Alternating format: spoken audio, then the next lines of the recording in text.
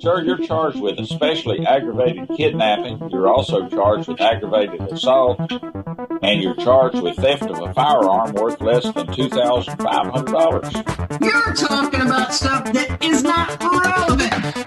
Hello and welcome to the Court of Public Opinion. I am the Recovery Addict, and boy, do I have a case for you today. Why is the dog chewing on this guy?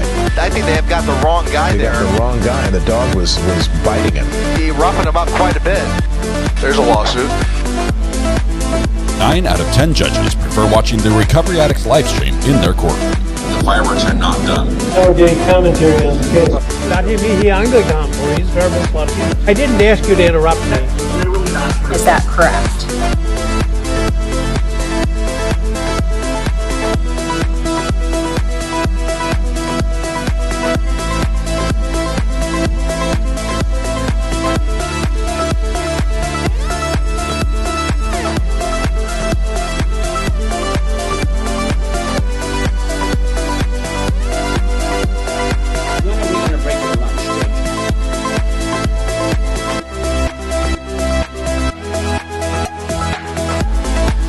All right, I have to start now. I have to talk eventually, right? Good morning. Welcome to the Court of Public Opinion. I am the Recovery Addict. Welcome. Thanks for coming in. This is not Burger King. People do not get to have it their way. No, they don't. Thank you, Judge. Welcome. Hope you had an absolutely fantastic weekend. I know I did, and I have a little bit of a sunburn to prove it. Oh, it was beautiful. It was like 65 degrees outside, and I got a sunburn. Beautiful day. Got to see from a distance, got to see the Blue Angels. And I guess they came by really close one time, but was beautiful. Got to ride the ferry twice. Did a round trip, we went across, then turned around, came right back. All right, beautiful. Hopefully you guys got to see the Aurora Borealis, or Northern Lights, as everyone knows them as, over the weekend as well, because pretty much like half the world got to see them over this weekend. I saw them very faintly through a mist of clouds. It looked like a glow from a city, but it was higher in the sky and it was pink. That was it. But anyway, welcome. Good morning. We are about to start day 7 of Karen Reed. R.A.P. No, she felt a little dizzy, but once she got out of the car, she was doing much better. It was sitting in the car and having like the stillness of the car around you while the boat's moving one direction and the waves are going another. That was a bit much. Tisha says I caught my first fish this weekend. Not going to brag, but it was like this big. It was this big, right? How big was the fish, Tisha? Congratulations. What kind of fish was it? All right, wonderful. I'm seeing some people saying it was beautiful. I've seen a million pictures. Saw a little bit through the phone. Beautiful in Cornwall, apparently. I think it happened again last night. It was a little further north, but messages aren't popping up. They are not. Possibly because I have failed to do my part of the job, which I will do now. Which I will attempt to do now. There we go. Now messages are popping up. Thank you, Lady Draconis. It was a sand bass. I don't freaking know. It's the fishy kind. It had a tail and a head. And in between, there was like scales and slime and stuff. That's awesome. I think sand bass. What is it? I think white bass and sand bass are often the same thing, or very similar species. So if somebody knows what a white bass is, sand bass are similar. And white bass, if it's the right thing, they tend to school up. Sometimes when you start catching them, you catch a lot of them, which is really cool. Selena, Team Minority, comes in with a membership message for 13. That was a mouthful. membership message for 13 months. Also happy to be here another month. The best place for true crime. It is. It's wonderful. Do you know what makes it possible, Selena? Kimar made all of this possible this morning. Kim was first in chat this morning. Congratulations, Kim. Thank you very much for winning the internet once again. Selena, congratulations on that 13 months. Appreciate the kind words as well. It's wonderful. You know what? You know why today is a fantastic day, other than the fact that yesterday was Mother's Day, and I'm married to the best wife ever. So I know you guys might be partial and think differently, but you're wrong. I'm right. It's our anniversary. Woohoo! It's our anniversary. 24 years today. 24 years, which is super, super exciting. Let's see. Lady Draconis was celebrating her birthday over the weekend. I just can't see what the number was. I think it said 20th birthday over the weekend. Happy birthday, Lady Draconis. Let's see what else we have. Shells, checking in. Miss y'all. Hey, Shells. Love that you're here. Watch out for Lee. Keep an eye on him. He's a handful, I know. Thank you very much. Congratulations on 16 months as well. And Peeps comes in with 5 months, says, happy Monday. Happy Monday. Love this community. Thank you very much, Peeps. Thank you for being here. Would not be the same without you. Let's see. No, wrong. My husband is. Yeah. You see, you guys, you might be a little biased, but I'm right. That's what I'm saying. All right. Let's do a little bit. Yeah, Red Pen on the way back. She got out. She stood by over the edge, basically. Well, stood at the edge, just looked over the rail. Because both times we were like right at the front, which was amazing. We were actually the first car on the ferry, which means we just missed the previous ferry. We had to sit there for the whole trip until the next one was available.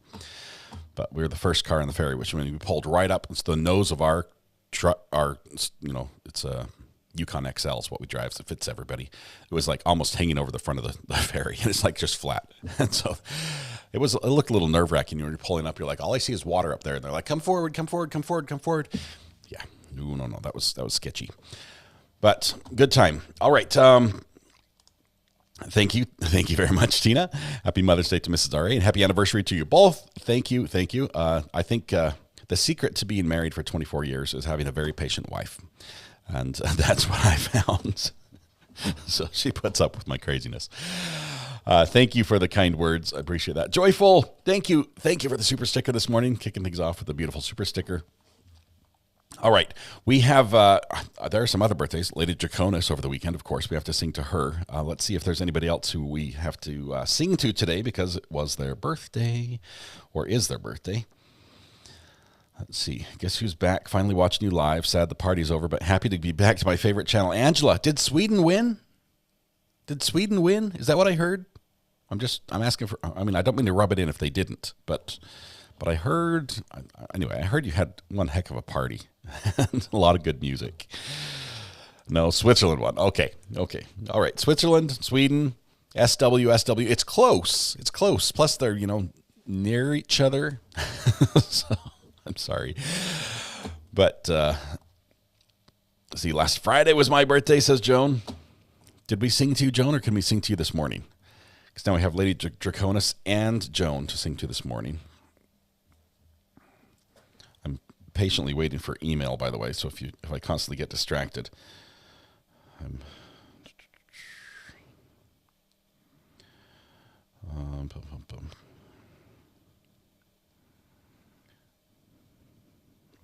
Wait for it.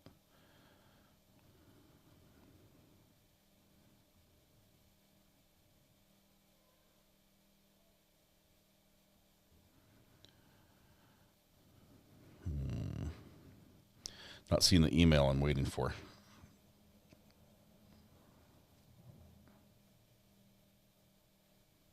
Okay, we'll keep an eye on that. All right, so Joan and Lady Draconis, I'm going to add you to our list here for today.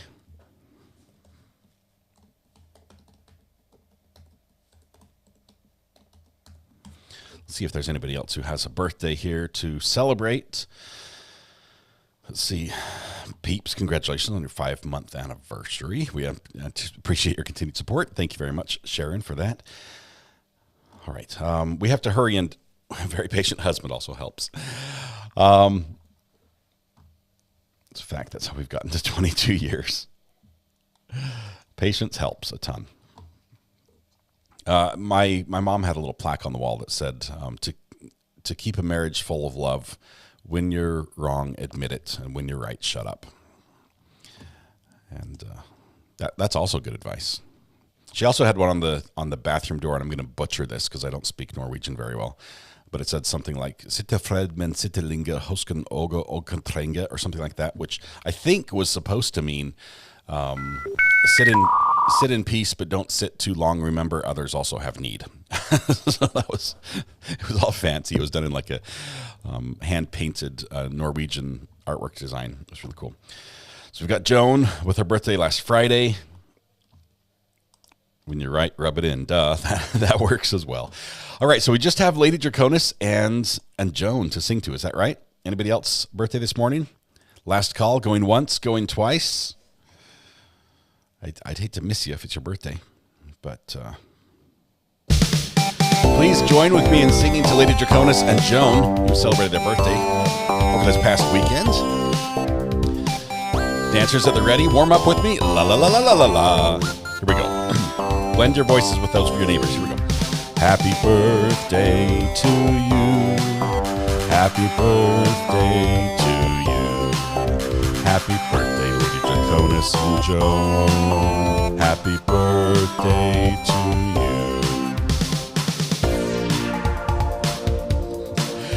you. Happy birthday, Lady Draconis and Joan. Yes, on your special day, I tried to speak Norwegian. Mark that down. It's probably not going to happen again. So, hopefully you have a wonderful, wonderful birthday celebration today as well, because one birthday celebration is not enough. So if you celebrated over the weekend, that's great. Maybe you still might be able to get free pancakes at Denny's. I appreciate you of the millions of places you could be and the millions of people you could be with. You've chosen to be here. So thank you. Hopefully we can make that a little better for you. Happy birthday. Dancers are rocking it. We'll do a little fade out with jazz hands. There we go.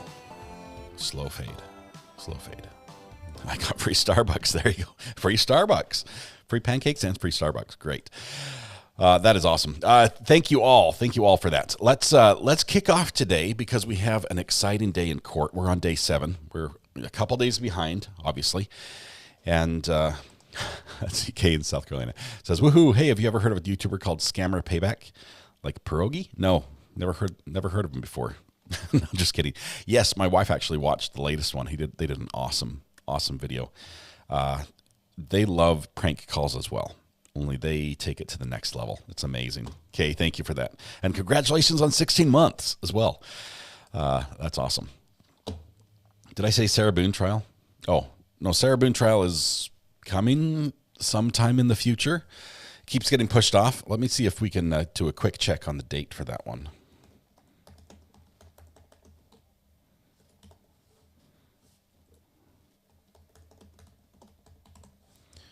Let's see, Orange County Clerk of Court, record search. It's me again. Still want to know about Sarah Boone. I'm also not a robot. So let's go. All right.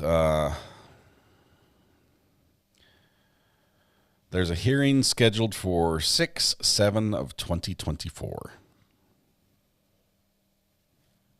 So trial was supposed to begin today. It's been canceled.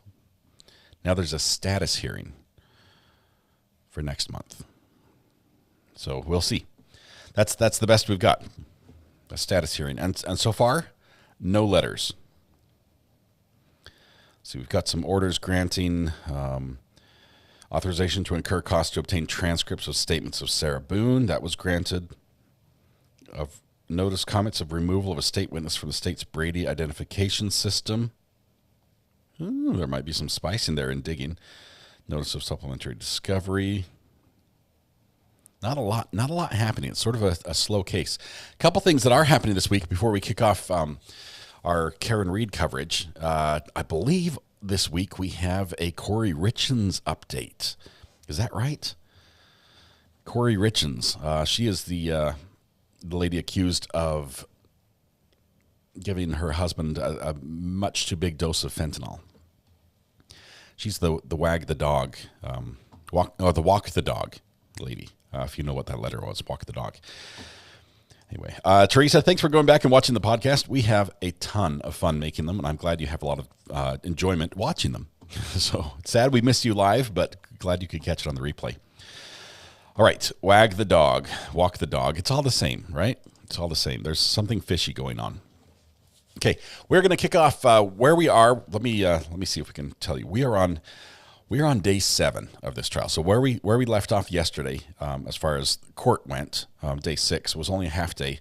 We had Sergeant Good back on the stand for early in the morning. Then we had Sergeant Michael Lank, and we had Charles Ray, all Canton PD. So it was like a day of Canton Police Department. And now we're going to go start day 7. I think we start getting into some of the friends of John O'Keefe. That's the idea, at least as far as that goes. Anything else we need to do before we kick it off? Corey Richard's preliminary hearing is Wednesday, May 15th. Thank you, Josh. We're keeping an ear to the ground. Obviously, for that one, I'm very anxious to know when the court case is going to be, because I've already scheduled a trip out to Utah. I'd love it to overlap. That would be amazing. All right, as far as oops, that's not it. Let's see, let's try this DSK2. The seismograph, there we go. The seismograph, we're up to 84. And that, we're beginning already. Here we go. Sometime today, please. Can that be, we'll talk about it. Yes, please, thank you. They don't need to address it. Yay. Hear All ye. persons have any business before the Honorable Beverly Canoni, Justice of the Norfolk Superior Court in for the County of Norfolk. Draw near, give your attendance, you shall be heard. God save the Commonwealth of Massachusetts. The court is now open. You may be seated. He says that anyone who has business, draw near 22117, and the you should be Commonwealth heard. versus Karen Reed. Can I have counsel identify themselves, please? Adam Lally for the Commonwealth. Good morning, Your Honor. Good morning, Mr. Lally. Good morning, Your Honor. Laura McLaughlin for the Commonwealth. Good morning, Ms. McLaughlin. Good morning, Your Honor. Alan Jackson for Ms. Reed. Good morning, Mr. Jackson. Good morning, Your Honor. Elizabeth Little, also for Ms. Reed. Good morning, Ms. Little. Good morning, Your Honor. David Unetti for Karen Reed. Good morning, Mr. Unetti. Good morning, Ms. Reed. Good morning, jurors. This is better. It's a better start. I appreciate everybody being ready to start promptly today. I do have those 3 questions to ask you. Was everyone able to follow my instructions and refrain from discussing this case with anyone since we left yesterday? Everyone said yes or nodded affirmatively. Were you also able to follow the instruction and refrain from doing any independent research or investigation into this case? Yes. Everyone said yes or nodded affirmatively. Did anyone happen to see, hear, read anything about this case since we left yesterday? No. Everyone said no or should. Okay, thank you very much. Can we bring Lieutenant Ray in, please? I have to say thank you to Ada Brown, who sent me a little gift package, including a jar of spicy maple bourbon pickles and a jar of, Wicked pickles, which I think are similar. They're both chilling in the fridge right now. She also sent a little something for Mrs. R.A. Thank you very much, Ada Brown. Appreciate it. Was able to do a popped on her channel for live Friday night as well for about an hour, so that was fun. Good morning. Thanks.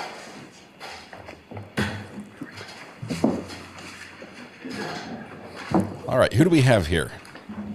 This Charles Ray still? Okay, whenever you're ready, Mr. Lally. Thank you, Your Honor. Good morning, sir. Morning, sir. Picking up where we left off yesterday afternoon, Lieutenant,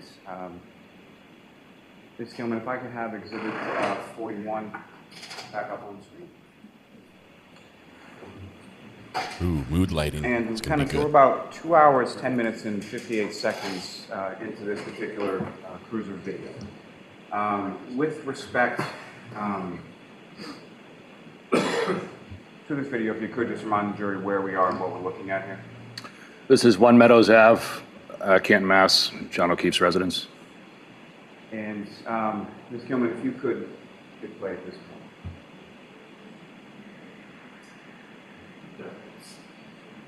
Now, Lieutenant Ray,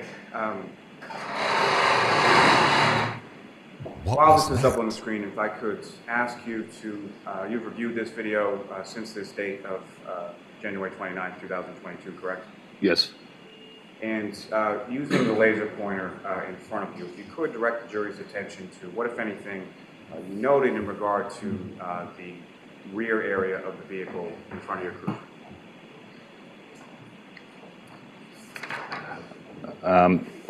This vehicle right here is Miss Reed's vehicle. I believe that vehicle there is Mr. O'Keefe's vehicle. And I didn't, although I didn't know it at the time, but I have since reviewed. Move to strike. So let him finish his, you didn't know it at the time, but you have since what? I have since reviewed this video, and I can tell that there is a. Okay, the objection sustained. Continue. Now, during the course of No, he's got to ask the question differently. during the course of your well-being check, where is it around the residence that you know? We initially went up to one of the front doors. I believe it was the one on the right. And we rang the doorbell, knocked on the door, and was seeing if we could raise anybody and get any response. And during the time that you were there, were you able to raise anybody and get any response? No, sir. And at some point subsequent to this, what, if anything, did you learn as to the whereabouts of the children at the time that you were at the residence at 8:23, approximately 8? After we left and we weren't able to raise anybody, shortly thereafter, we subsequently did find out that the children were staying with friends or family at this time. And Lieutenant, if you know, approximately how long were you at the residence doing this well-being check?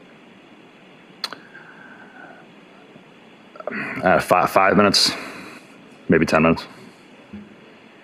Ms. Gilman, if I could ask you to just bring the video forward to about 2 hours, 16 minutes, and 30 seconds.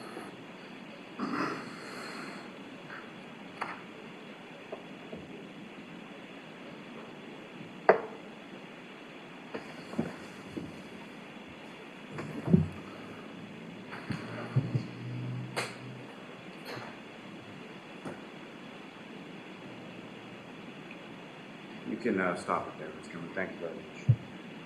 Now, with reference to that driveway area that was in front of your vehicle when you parked there, what, if anything, beyond sort of snow, ice, or things like that, did you note within the driveway itself? Within the driveway itself, I noticed there was 2 vehicles in the driveway. Anything on the ground that you noted that didn't... Any white, cold, anything frozen on stuff snow, on the ground? No, sir.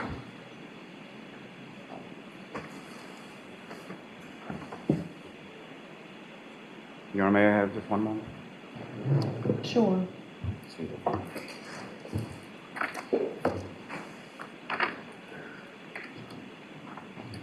Is that all we had left for this guy? Now, sir, with reference to the residents of One Meadows Ave,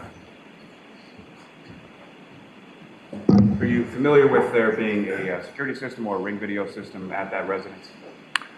Yes, there is a Ring camera system at that residence. And subsequently to this date, have you seen that Ring video? Yes. Ms. Gilman, if I could have Exhibit 6. If I could have video 159. Ms. Gilman, if I could ask you to just... Now, Lieutenant Ray, what's up on the screen, do you recognize that? Yes. And what do you recognize that to be? Recognize that to be the driveway of One Meadows Ave, and myself and Sergeant Lehan exiting our cruiser while in the driveway. And Ms. Gilman, if you could just play it through from there, please.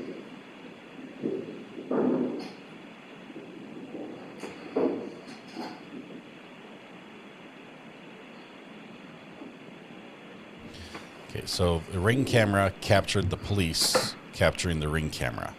Is that what we're seeing here?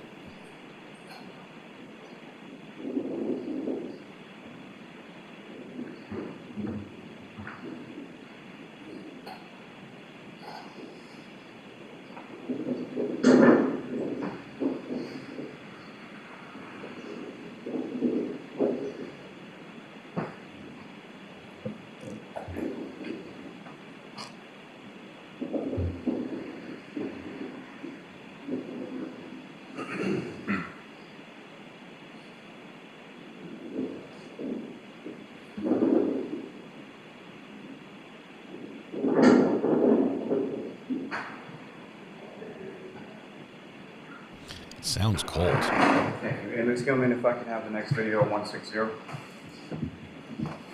have a million videos here. If you could just pause it for just a moment. Now, again, what's up on the screen, Lieutenant, do you recognize that? Yes. What do you recognize it to be? That's me exiting the front of the residence, walking towards the driveway. Ms. Gilman, if you could play it through. Thank you.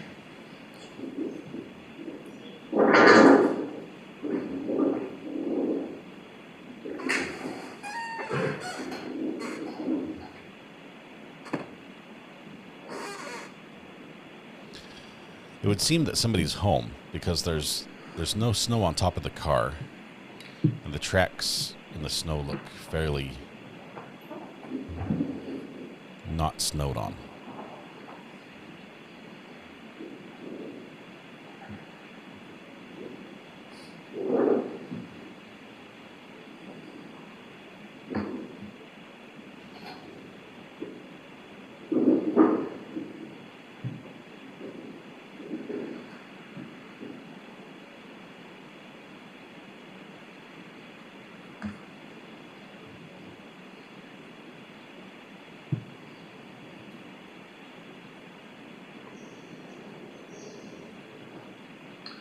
Ms. Gilman, can I have Exhibit 5, please? That was riveting.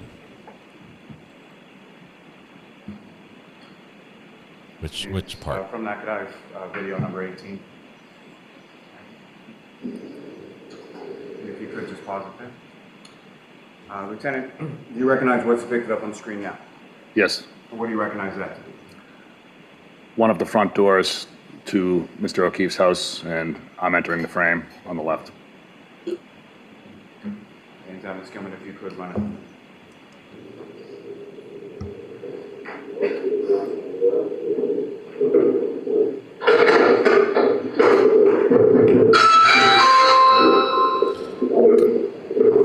That would wake the dead.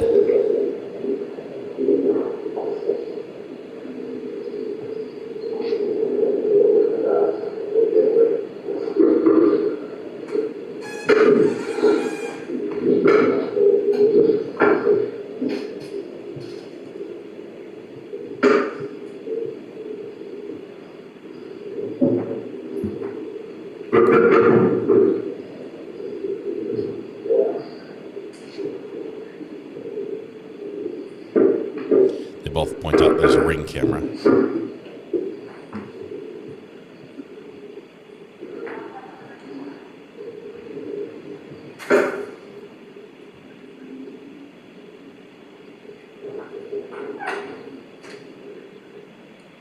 Thank you. Ms. Gilman, if I could have the next video 19.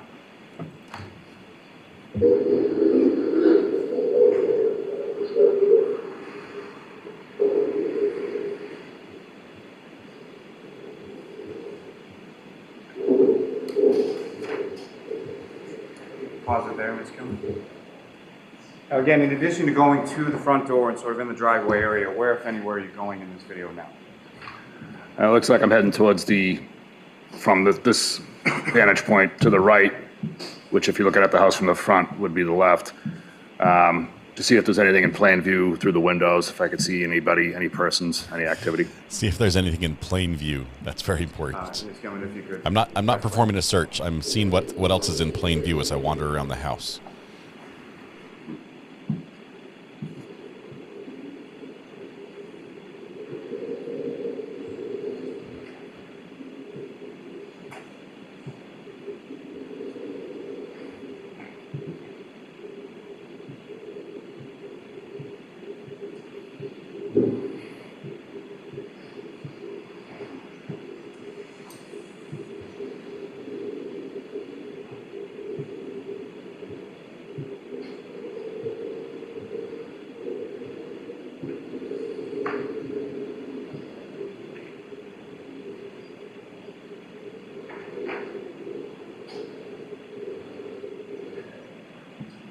Thank you, Ms. Gilman.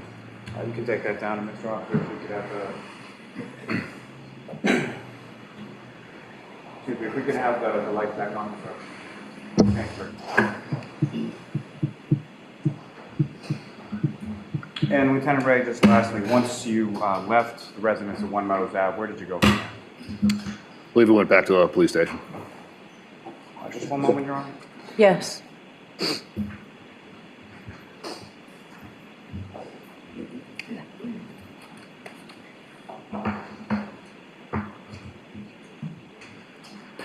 I have no further questions for this witness, Your Honor. Okay. Mr. Yannetti? The defense has no questions. Okay. You are all set, sir. Thank you. The defense stipulates that it in fact was snowing.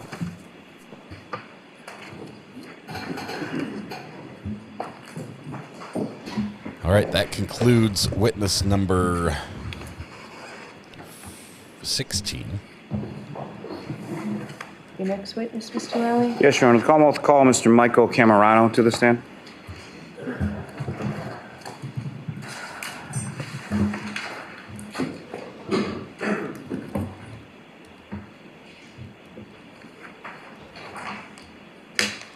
Didn't get the last name. It was somewhere between Caramello and Carmenello.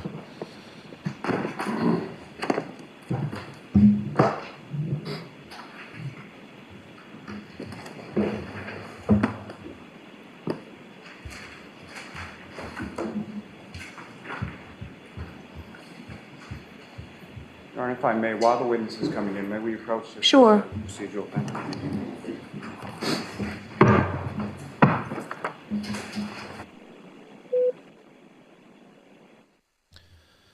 First sidebar of the morning.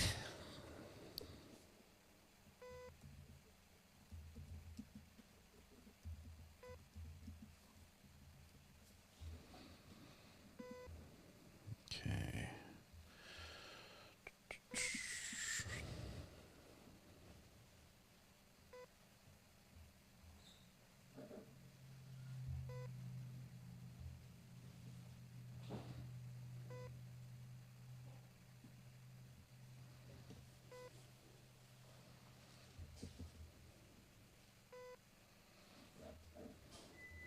Trying to get everything pulled up here properly.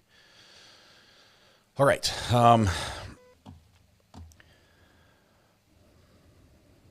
Thank you, Greeners, for the anniversary best wishes. This is 24 years for us. We're super excited.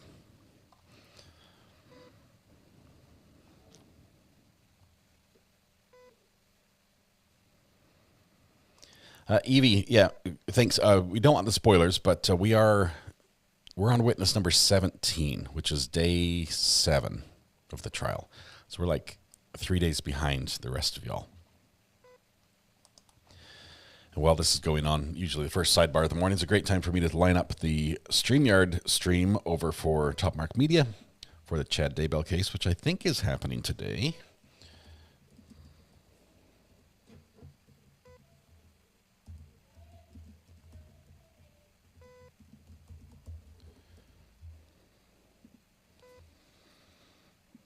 We've got a new thumbnail for that one. It is at 10:30. Sounds good. I'll put that time in there. Latest thumbnail. I'm going to start this at 10. I'll probably start before then, but...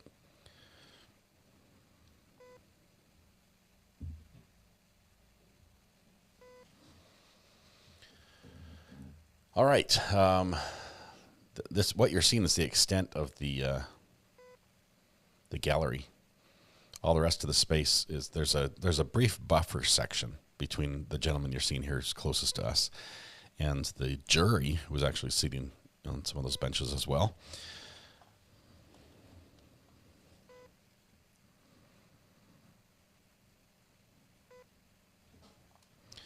Let's see, direct testimony. We've already had them. Let's see, we had Good and Lank on day 5. Day 6, we had Good and Lank again. This time Lank in front of the jury because day 5 was a proffer only. And then we also had Charles Ray on day 6 and a little bit this morning. So now we're starting with Michael Carmenello or something. I don't know the last name, but he's going to be starting here. Basically, our first real witness of the day, as the other witness has just been used to bring in testimony of the fact that it was snowing. Okay, here we go. Thank you, Samantha Terry, for this. This is Michael Camerano, friend of John O'Keefe. We're getting to the bar hopping part. You solemnly swear the understatement of the court and jury in the case now and hearing to the truth, the whole truth, and nothing but the truth, so help you? I do. Thank you. Just need you to really speak loudly into that microphone. Thank you. Actually, we don't. Just speak normally, please. Whenever you're ready, Mr. Lally. Good morning, sir. Good morning. Could you please state your name and spell your last name for the jury? Michael Camerano, Camerano. And where do you live, sir? 292 Mechanic Street in Canton. Sorry about that. I'm going to ask you to keep your voice up, please, okay? And, sir, if you want that microphone's adjusted around to whatever's comfortable, okay? Mm-hmm. It's going to be so loud. And how long have you lived in Canton? 18 years. And that residence you live at, who, if anyone, do you live there with? My wife and 2 children. And what's your wife's name? Katherine, And how old are your 2 children? 16 and 13. And the 16-year-old, is that a boy or a girl? Girl, And your other child, is that a boy or a girl? boy, Now, Does that matter? your wife, how long have the 2 of you been married? 25 years. Hey, And, congratulations. Yes. What is it that you do for work? Labor's union. And does your wife work as well? Correct. And what does she do? She's a nurse. Now, sir, if I could turn your attention to January 28th, 2022. Do you recall that date, sir? Yes. And were you working that day? Yes. And do you recall what day of the week that was? Friday. And following work, what did you do after work? I went home, did some stuff with the kids.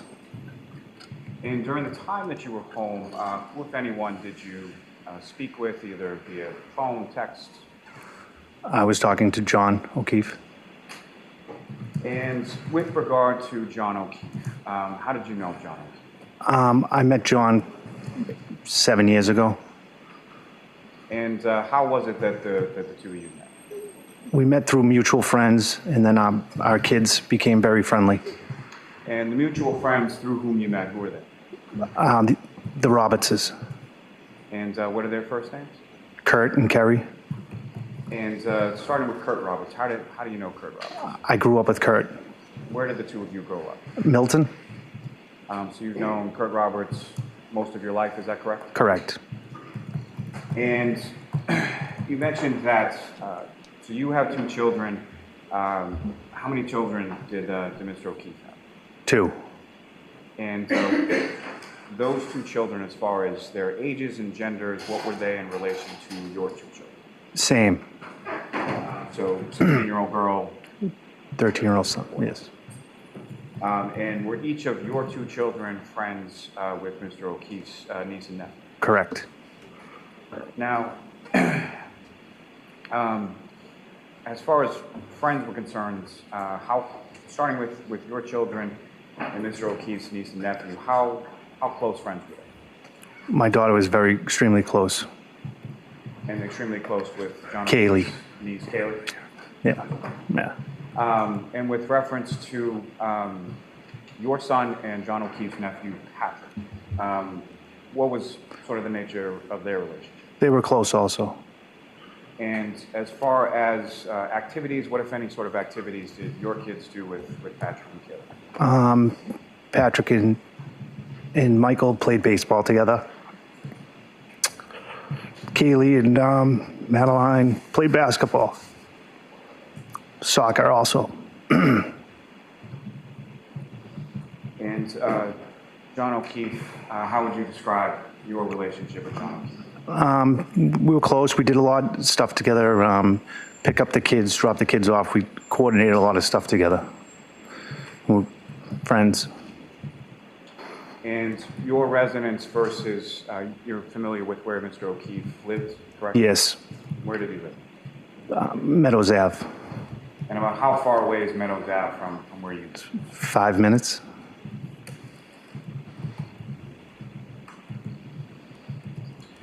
Now, with regard to the girls, and by that I mean your daughter and John O'Keefe's niece, Kaylee, what, if anything, was going on with them on that particular day? They both received acceptance letters to go to school. And which school was that? Bishop Fan? Is that a private school? Yes. So at the time of this, in January 28th, 2022, what grade was your daughter and Kaylee Fergus? 8th grade. And so this would have been going into 9th grade or high school, is that right? Correct. And what, if any, conversation did you have with Mr. O'Keefe in reference to that at some point in the afternoon? We were both excited. They both received acceptance letters, and we wanted to get the kids together. May I approach? Yes.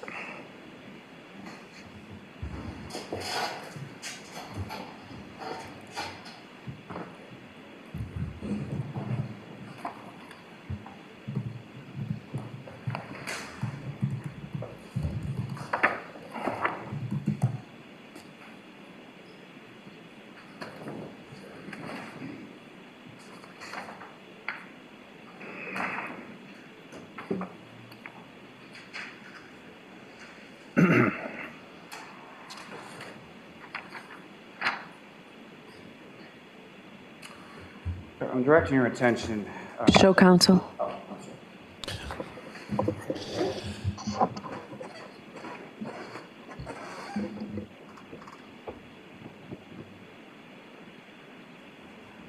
Thank you, Braxton. Congratulations on 3 months as well. We have many questions. I'm showing you the document. Okay. Just as far as specifically with reference to page, starting on page 188 of that document, if you could just look at that briefly and look up when you've been. So I'm going to instruct the jury on this. These are text messages, right? All right, so folks, before you consider any electronic communications in your deliberations, you must first find that it's more likely true than not that the person who authored or sent these messages is this witness and or John O'Keefe. If you do not find that it's more likely true than not that the messages were sent or authored by Mr. Camerano or Mr. O'Keefe, then you may not consider the electronic communication in deciding this case. Okay? Go ahead, Mr. Lally. Thank you, Your Honor. May I approach this briefly again? Yes. Well, I'm sorry. Before I do that, Mr. Camerano, do you recognize what's depicted on that page that I just showed you? Yes. And what do you recognize it to be? Text messages. And those text messages that you had back and forth with Mr. O'Keefe on that date of January 28th? Correct. Your Honor, the call will seek to introduce and admit the book essentially as an exhibit. Okay, is there any objection? No, Your Honor. Thank you.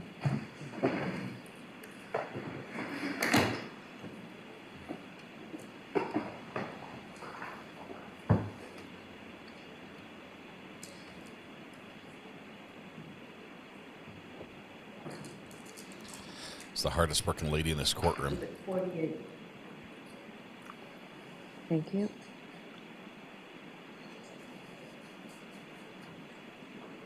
Mr.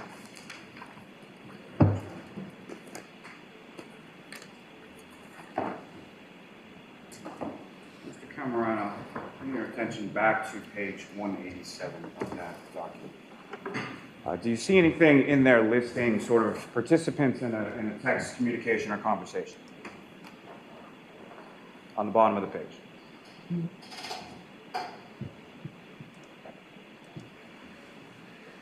Yes.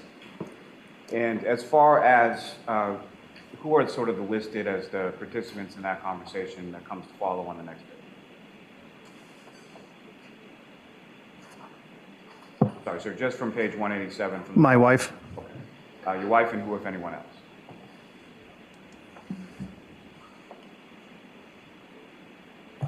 John.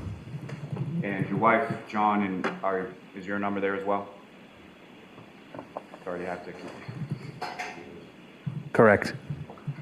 So essentially, that's a conversation between yourself, your wife, Catherine, and John O'Keefe, correct? Correct. Congratulations in advance. 4 months early. That's exciting. Thank you so much. Beyond sort of your memory of that, as far as the numbers that are associated with those names, do you recognize any of those numbers as being yours, your wife's, and John O'Keefe's?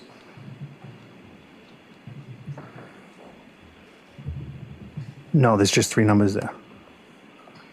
Doesn't Sir, recognize if I it. could ask you to flip the page to the next one, 188. Your Honor, with the court's permission, may Ms. Gilman publish this for the jury to read as well? Yes.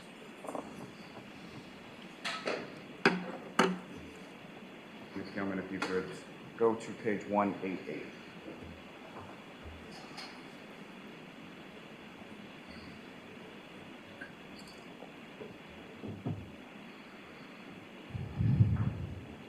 There's a side.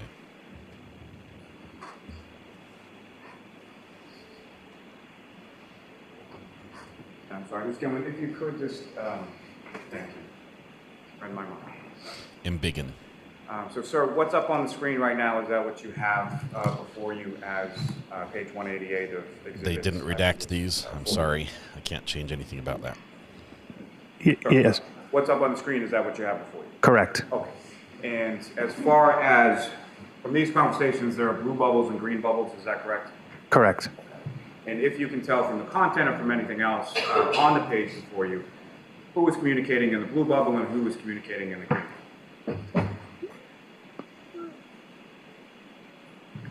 Katie, my wife? From within. Oh, no, I'm communicating. Sorry, excuse me. So there's a from and a to. Is that Yes. correct? Correct.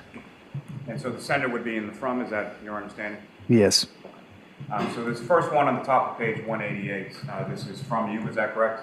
correct. What, if anything, did you say in this conversation? Congrats, this is great news. And what, if anything, are you referring to by that? Kaylee getting her acceptance letter. And Ms. Gilman, if you could just scroll down. And the next bubble, who is that from and what does it say? It's from me. Yes, we did. And if you could continue to scroll down, Ms. Gilman.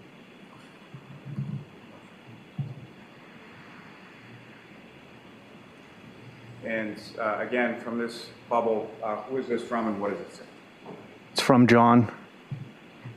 Same news, I hope. Is that still in reference to the news regarding teen? Correct. And Ms. Gilman, if you could scroll down. Yeah.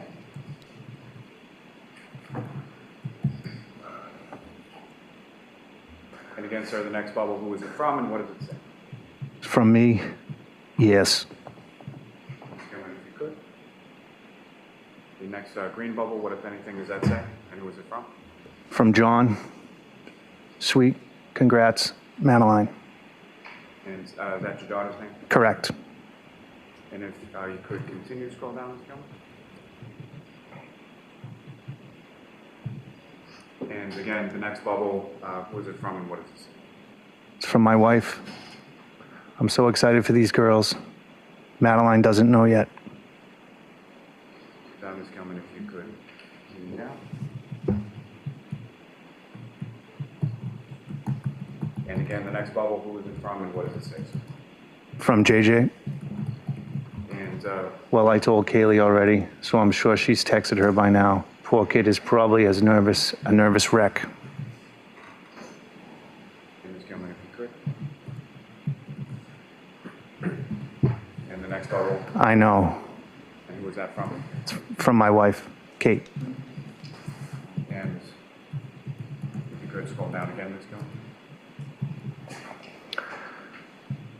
And the next bubble, sir. From me, I am sure she is freaking out. If you could scroll down again, please. And the next bubble, sir, who is it from and what does it say? From John. No doubt. And if you could scroll down again, Ms. Gilman. Thank you.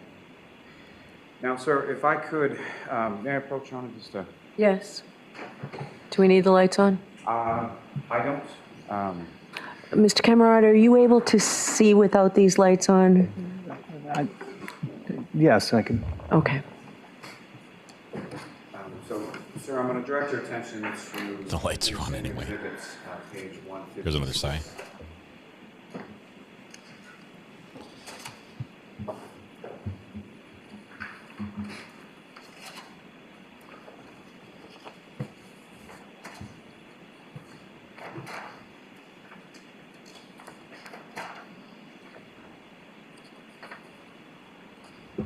And so just before we get to that, on this particular day, January 28, 2022, where was your wife that day? She was at home. And at some point, did she go to work on the 28th? Correct. Okay. And what is sort of her typical work schedule with reference to, at that time, what was her sort of typical work schedule with reference to weekends? She worked weekend nights, her shift. And as far as your typical schedule on Friday evenings, what, if anything, was it that you would typically do? Friday, I would be with the kids. I would, get them ready for stuff for the weekend, take care of all the activity that we have. And then in reference to that, as far as the weekends were concerned, or Friday evenings in particular, what, if any, sort of usual thing would you do with reference to Mr. O'Keefe? I would usually go over the O'Keefe's house every Friday. And with your children, is that correct? Correct, with at least one of them, if not both of them. So either your son's hanging out with Patrick or your daughter's hanging out with With at Kaylee, least one of them. typically on If not Friday, both of them. correct? Correct. Sorry, that was my fault. Now, with reference to what you have before you as page 156 of this exhibit, again, towards the bottom, is there an indication as to a conversation starting on the next page as far as who, if anyone, the participants are? Witness is very believable, paying very close attention, trying to do exactly what he's asked. Does not seem like What are you asking? or May I approach, John? Yes. at all, as a matter of fact. So what I want to direct your attention to is the bottom of page 156 here, Yes. as far as that box at the bottom. What, if anything, does that indicate as far as the participants in the conversation that continues or begins on the next page? Myself and John? And sir, if I could ask you to flip the page over to page 157. And Your Honor, with the court's permission, could I publish this part of the conversation for the jury? Yes. There's no objection, Mr. Jackson, right? No objection. We're on direct Your Honor, right for the now, record, Wheeler. we're going from page 156 to page 159. This is a friend of John O'Keefe's. They had kids the same ages, and their daughters And so, Mr. Camerano, both got again, into what's school up on the together. screen, is that what you have before you as page 157? Correct. And you can look at either, whether it's the book in front of you Okay. or if it's easier to see the screen, either is fine. But with reference to what's up on the screen, that first bubble, if you could indicate to the jury again who it's from and what it says. It's from JJ. How did Kara do, by the way? And who is Karen?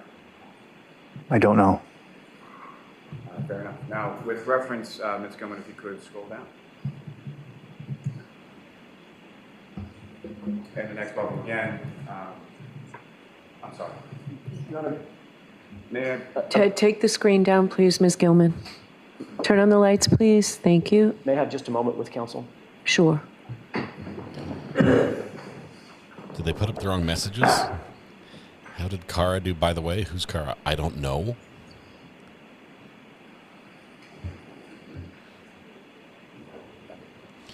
May I approach this to retrieve the exhibit? Yes. JJ is the nickname for John O'Keefe, who was the victim in this case.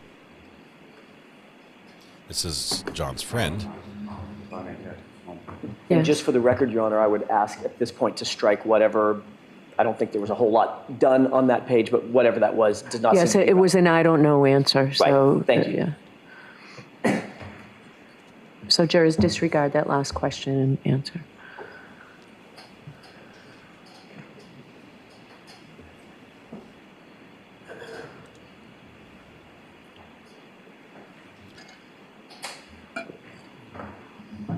My apologies. Directing your attention, Mr. Camerano, to what on 157 before you, is that what's up on the screen now? Yes.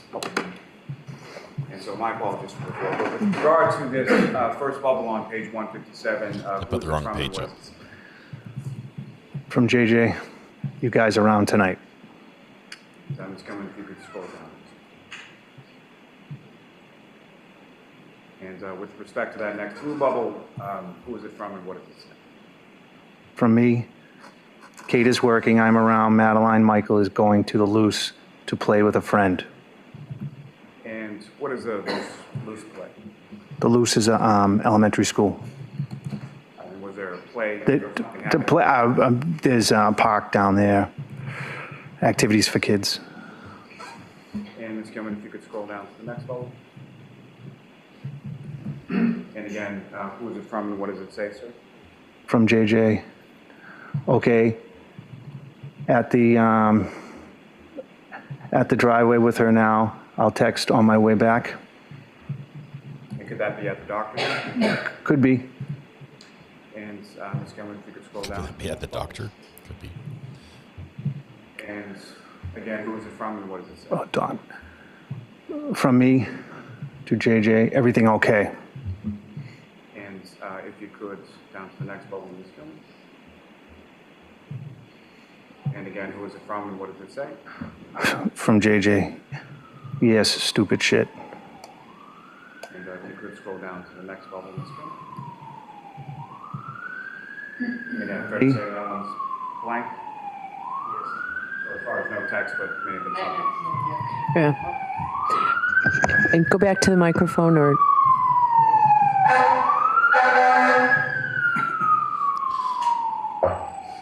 Sounds like this court is in like a carport next to the road. So Ms. Camerano, the next bubble has no text to it, is that correct?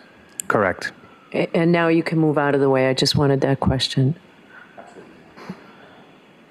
The next bubble below that green one, again, who is it from and what does it say, sir? From Johnny. Just told Dr. Jin that they both got into fiend. And if you could scroll down to the next bubble. And again, green bubble, who is it from and what does it say, sir? From Johnny. Want to drop Madeline off and hit the hillside for a bit. And what is a hillside, sir? It's a pub. And where is it located? In Canton. And Ms. Gilman, if you could scroll down again. And the blue bubble on the screen, who is that from and what does it say? From me to Johnny. I probably won't get to your house till 5:30. Ms. Gilman, if you could scroll down again. And again, that green bubble, who is it from and what does it say? From Johnny, okay. Ms. Gilman, if you could scroll down again. And again, the blue bubble on the screen, who is it from and what does it say? From me, I am leaving in 10. And if you could scroll down again. Johnny, okay. Hold on 1 second, sir. Just for the noise.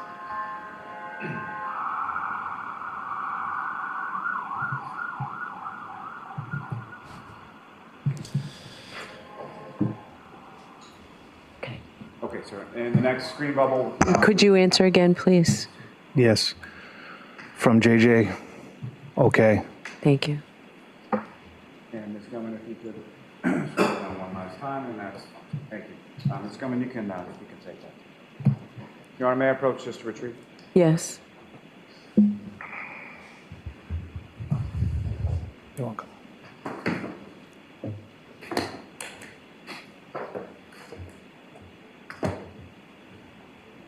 Mr. Camerano, with regard to your statement in the text as far as leaving now, where were you leaving and where were you going to? Leaving my house, going to John's house. And who, if anyone, was going with you at that time? My daughter.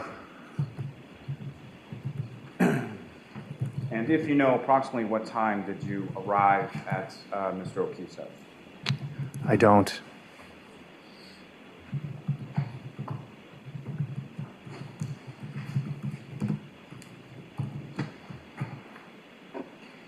Now, through your friendship with Mr. O'Keefe, did you become familiar with a person named Karen Reed? Yes. And how did you become familiar with her, and who, if anyone, was she to Mr. O'Keefe as far as you? John introduced me to her. She was John's girlfriend. Big sigh. And just to be clear, do you see Ms. Reed in the courtroom today? Yes. Could you just identify as to where she's seated or an article of clothing that she's wearing? She's seating right there. No, just ask the record to reflect that identification. The witness is like, Yes. don't you know? She's right over there at that table. With regard to Ms. Reed, prior to that could you date not of know this? January 28, 2022, how long had you known Ms. Reed? A year? Do you recall approximately when you met her? No. And as far as you were aware, where Mr. O'Keefe lived, did Ms. Reed live there as well? Yes, not full time. So she had a house of her own as far as you knew? Correct. And about how often on a given week would you see Mr. O'Keefe?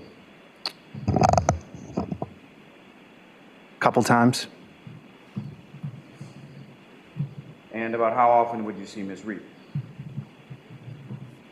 I would see her also.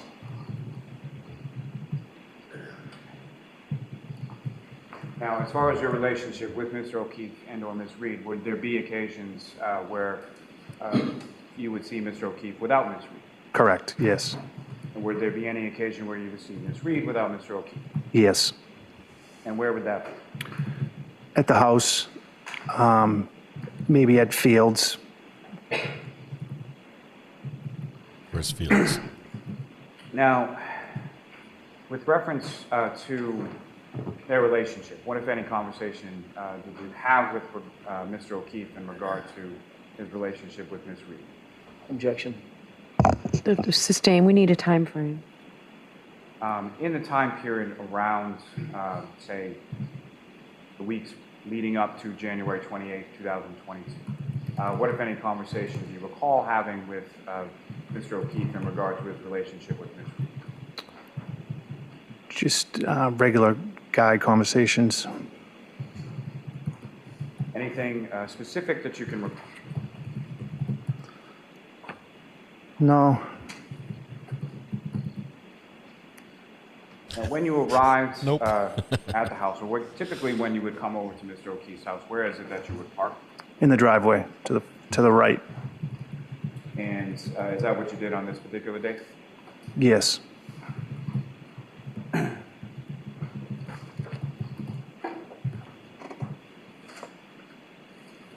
when you arrived at the house, where did you go? Into the house. Yourself and your daughter? Yes. And when you got in there, who, if anyone, was at the house at that time? Kaylee and John. And what is it that you did, or what is it that occurred while you were in the house? Excuse me? What happened in the house? We were just congratulating the girls, talking about how good it's going to be, different school, and just really excited for the girls. And at some point, did yourself and Mr. O'Keefe make plans to leave the house? Yes. And where did you go? We went down to McCarthy's. And is that C.F. McCarthy's? Correct. Is that an establishment? Where is that? It's in Canton Center. And about how far away from Mr. O'Keefe's house is that? 5-10 minutes. And is that somewhere that you're familiar with, you've been before? Not frequently, no. Now, with regard to, you know approximately what time you left Mr. O'Keefe's house and went to C.F. McCarthy's? I don't. And where were the girls when the two of you went to C.F. McCarthy's? They were in the house. And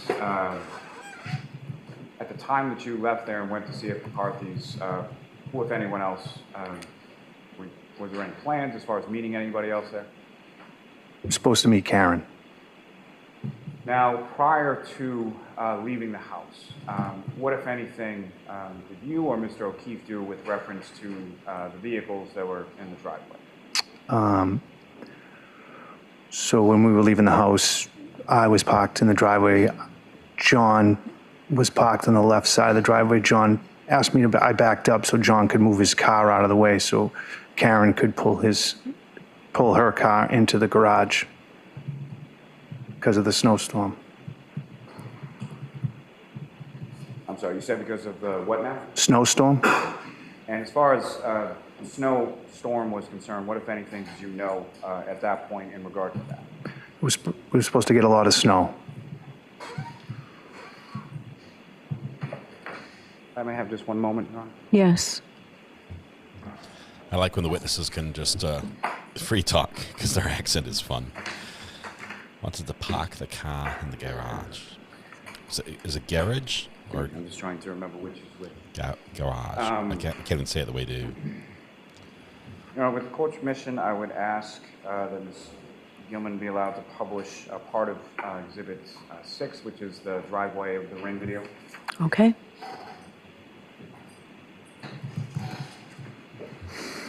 Ooh. That was witness side. That was not judge If I side. could ask for video number 145. We're trying to determine if it was snowing or not that evening. I'm sorry, if you could pause it right there. Mr. Camerano, do you recognize what's up on the screen? Yes, And what do you recognize that to be? myself and my daughter. And as far as, may I approach the witness again, Your Honor? Yes. So just before you hear, this is a laser pointer. You just press that button. Okay. Okay. And Mr. Camerano, using that laser pointer that you now have with you, if you could direct the jury's attention to where in this video you observe yourself and your daughter. And there are two vehicles in this sort of frame, is that correct? Yes. And if you could, using the laser pointer, just describe to the jury whose car is who and where it is. The white car is mine. The SUV is John's. Now, as far as the ring system that Mr. O'Keefe had at his house at this time, as far as your knowledge of it, what, if anything, would the two of you do with reference to sort of picking up or dropping off kids in the ring video? Yes, he had a camera, so like I'd always wave or give him, I always knew that he was like watching. Give him the middle finger. That's what You he was know about to how say. he was watching if he wasn't home? Yes, Give on him his the bird. phone. So would that be sort of a running joke between the two of you? Yes. I'd always wave with one If you finger. could, please. Here we go. Oh, come on. We need to see this. If he's going to give him the bird, we've got to see it. Cameraman, you got one job.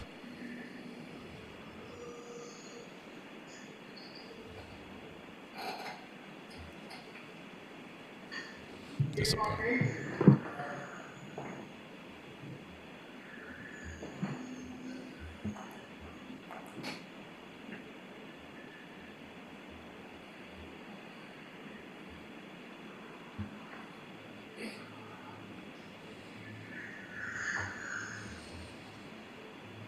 It's just one friend giving his other friend the bird. That's all. Nothing to see here.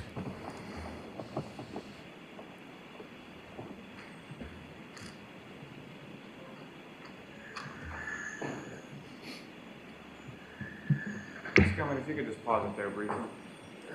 Now, Mr. Camerano, are you familiar with Mr. O'Keefe's house? You've been there plenty of times, correct? Yes. Okay. And with reference to sort of where you and your daughter sort of exited from the screen, what, if any, sort of entrances to the home were located in that area?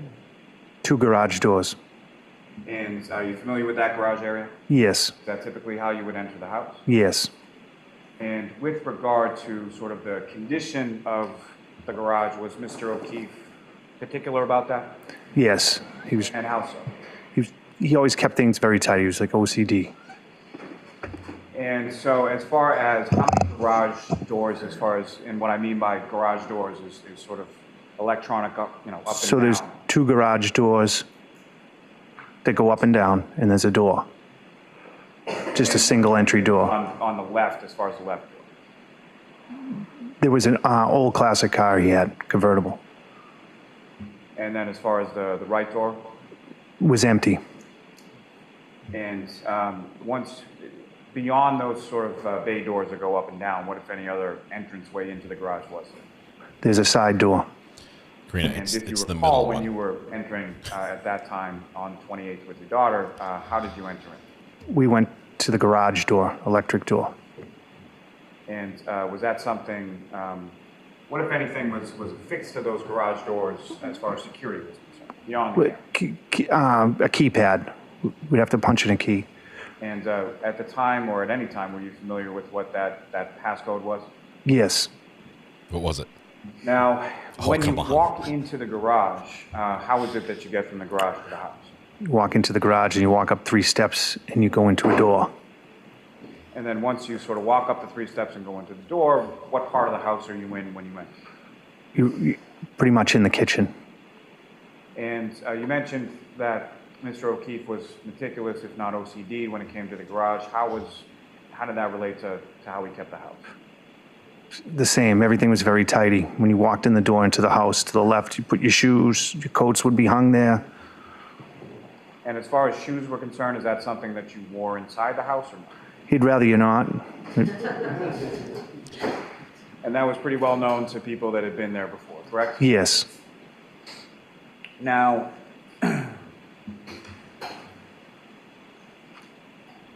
Ms. Gilman, from the same exhibit, if I could,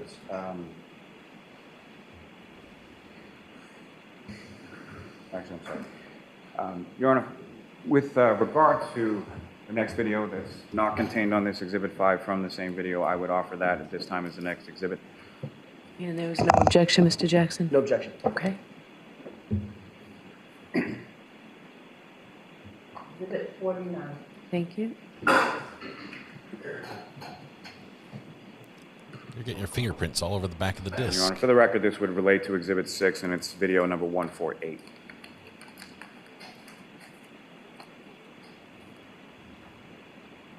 And Ms. Gilman, with the court's permission, may I publish that to the jury at this time, Your Honor? Yes. Thinking it's either a DVD or a CD.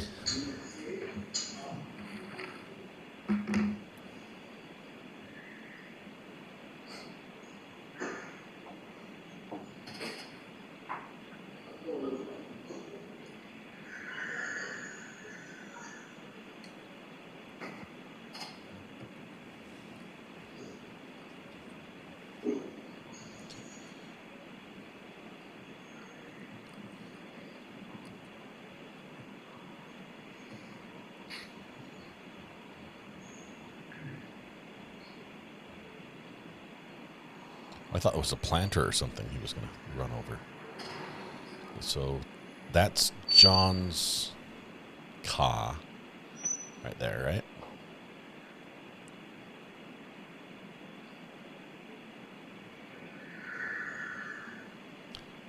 Looks like he slammed the door in his hand. Ouch.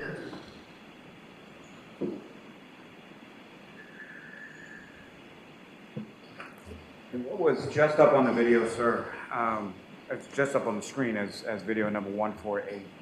That was what you had testified to previously as far as moving the cars. Correct. And why was that again? So Karen could pull in the driveway, in the garage, excuse me. So the expectation, from your understanding, is that Ms. Reed was coming back to the house at Meadows later on that evening. Correct. Now, as Mr. O'Keefe from that video on the screen there was walking to the car, did you happen to notice how he was dressed? Yes. And as far as what you observed in that video, what you recall from that evening, is that how he was dressed that evening? Yes.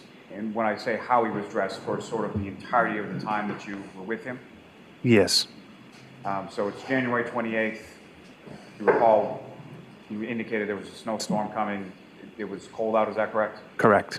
And with reference to that, was Mr. O'Keefe someone that would typically wear a coat? No. And ever? That you can recall? Never that I could recall. And Your Honor, with the court's permission, with reference to that same Exhibit 6, if I could publish video number 149. Okay.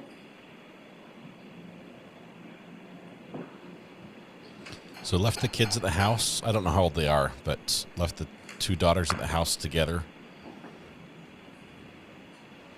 They're going to head down and go to the bar, McCarthy's.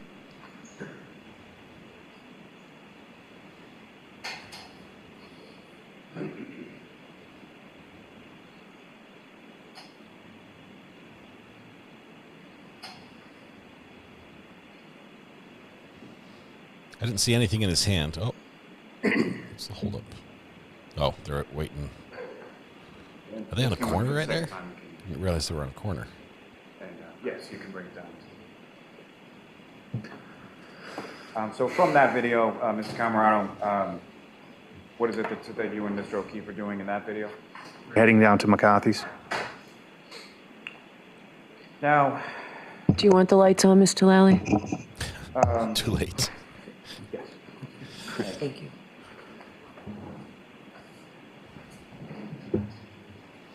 No drink in his hand at the time as he left. Now, at some point after you arrive at C.F. McCarthy's, who, if anyone else, sort of joins your group? Kurt? And that'd be Kurt Roberts, is that Correct. And how was it that he came to C.F. McCarthy's that night, if you know? I texted him. And in general terms, what do you call sort of what that text communication was like between yourself and Mr. Roberts? Yes, he said he was busy. He was doing something that I texted him that he was a pussy. And following that text, did Mr. Roberts eventually arrive at C.F. McCarthy? He showed up, yes. And about how long after you and Mr. O'Keefe arrived did Kurt show up? I would like to say maybe an hour. Sorry. And if you know, when was it that at some point you indicated Miss Reed appeared at C.F. McCarthy's as well? Correct. And do you know about how long after yourself and John arrived that Miss Reed appeared? I don't. Exact. He's trying to keep Now, a straight with reference face. to that establishment of C.F. McCarthy's, are you aware, or have you become aware that there was surveillance video from inside the bar that night? Yes. And you've seen some of that footage, is that correct? Yes. Your Honor, may I approach? Yes. I want to seek to introduce and admit the surveillance video from C.F. McCarthy's as the next exhibit. And there's no objection, Mr. Jackson? There's none.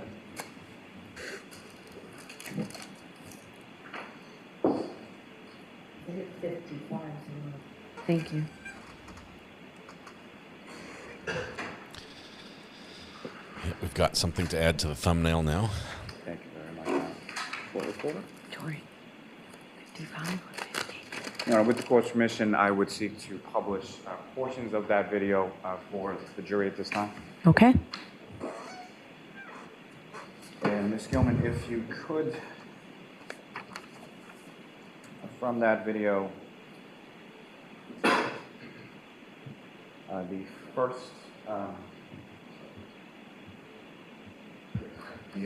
first video. And if I could ask you to play from about 7 minutes and 40 seconds, and we'll go through about 9 minutes or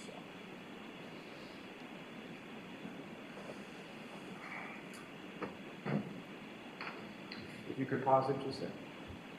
Now, do you recognize what's up on the screen, Mr. Camerano? Yes. And what do you recognize that to be? C.F. McCarthy's. And yourself and Mr. O'Keefe are not in frame at this time, is that correct? No. If you could, using the laser pointer before you, if you could direct the jury's attention to where it was about in reference to the bar that you and Mr. O'Keefe eventually came to congregate that in. These seats here?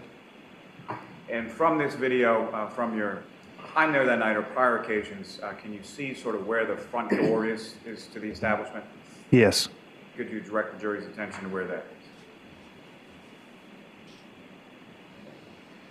And so what I'm going to ask in just a moment is for Ms. Gilman to press play, and then what I'd ask you to do is if you could just direct the jury's attention to when, if at all, you observe yourself and Mr. O'Keefe walk in. Okay. Ms. Gilman, if you could.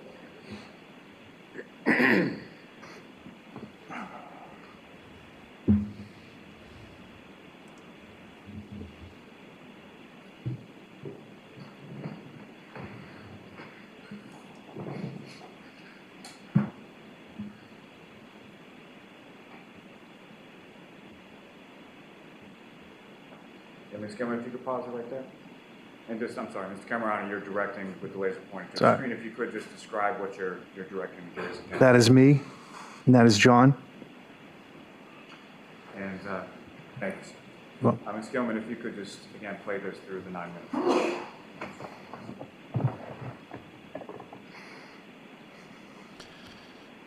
Take the usual seats.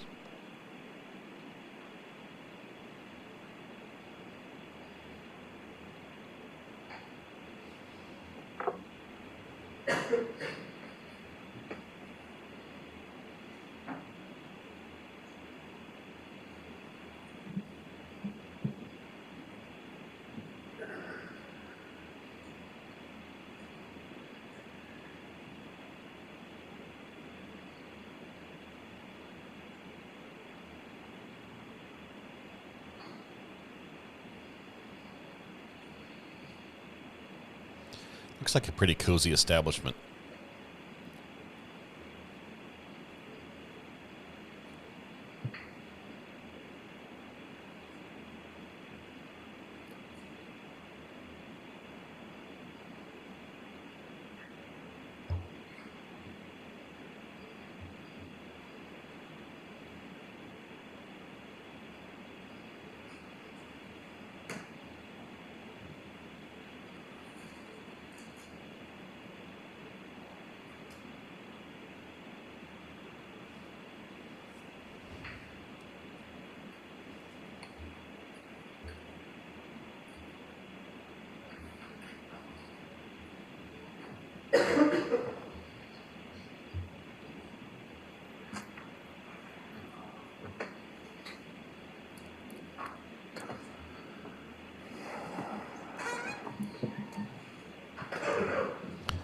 Why did we pause? And Your Honor, for the record, I think we're at about 9 minutes and 41 seconds or so. Okay. So with reference to Steve McCarthy's, you went there, had some drinks, correct? Yes. Do you recall what you were drinking or what John was drinking that night? Beer? Is that sort of typical for the two of you? Yes. And do you recall sort of, was that from the tap, a bottle, or something else? From the bottle? And do you recall what type of beer typically you would drink or Mr. O'Keefe would drink? Bud Light? And do you recall specifically that's what you had that night, or that's just what you would typically have? Typically, I think we had Bud Light.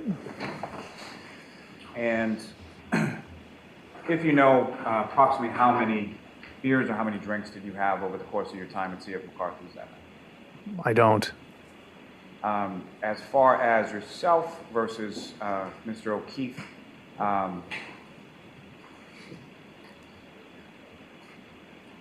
do you recall sort of in relation to each other how much you each had to drink?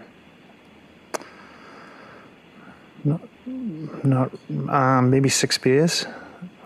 And what I'm asking, sir, is it's not like, did one of you have 10 and one of you had 2, or was it sort of commensurate with each other? Commensurate, one for one. Okay. So essentially you're buying rounds as you go along? Correct. Now,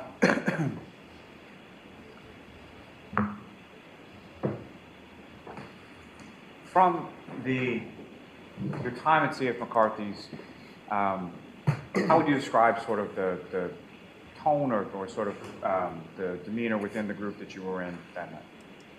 Pretty good. So no arguments, no fighting, anything like that you recall? No. And just briefly going back to the clothing that you observed Mr. O'Keefe wearing in this and that you recall him wearing that night, what, if any, damage or tears or anything like that did you note in any of his clothing that night? I did not see any. Now, Ms. Gilman, if I could ask you to take this down and go to the third video.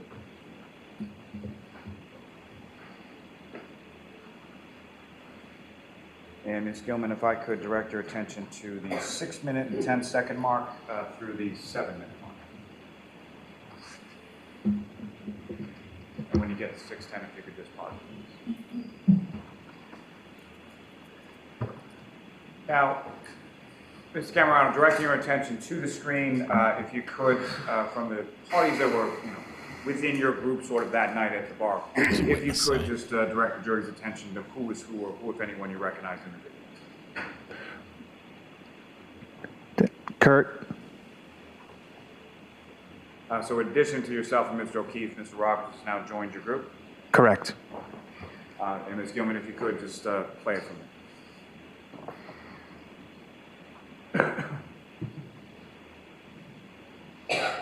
He's like, hey, why'd you call me that in the text? If you could pause there, please. Now, with reference to Mr. Roberts, was he a beer drinker as well? Yes. And from a bottle that night, same sort of thing that yourself and Mr. O'Keefe were having? Correct. And from where it's paused at this point in the video, who, if anyone else, do you recognize sort of coming into frame or coming to join your group? Karen Reed. And so from this, is this about the time that she entered the establishment or came into the bar? Yes. Now, with reference to Ms. Reed, what, if anything, do you recall her drinking during your time that you were both at C.F. McCarthy's that night? She was drinking out of a glass. And if you know, what if anything did you observe as far as the color of what was in the glass? It was clear. And beyond sort of the clear liquid in the glass, what, if anything else, did you observe in the glass as far as a straw, fruit, anything like that? A straw, maybe. And what, if anything, did you know what was in the glass? I didn't. And as far as you could tell, what was in the glass? Vodka? Is that something that Ms. Reed would typically drink if you had been out with her on prior occasions? Yes. Now, I'm sorry to keep jumping back and forth between, but Ms. Gilman, if you could just hit play again and let it run, to the 7-minute mark.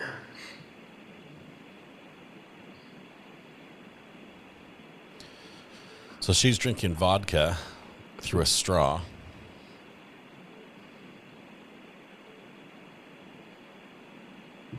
They seem to be friendly here. Exchange a kiss.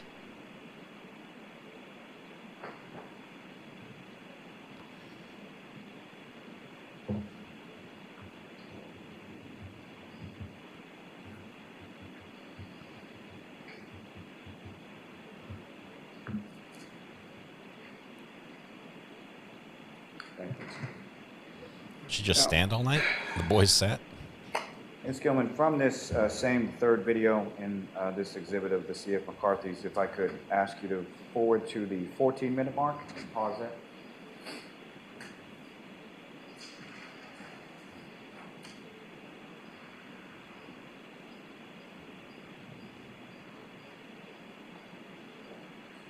And if you could, I would ask that you play this from the 14-minute mark until about 14 minutes and 15 seconds, so just about 15 seconds.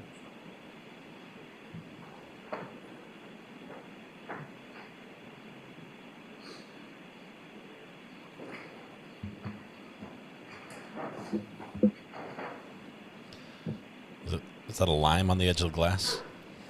Can't tell from here. And Ms. Gilman, you can take that down for now.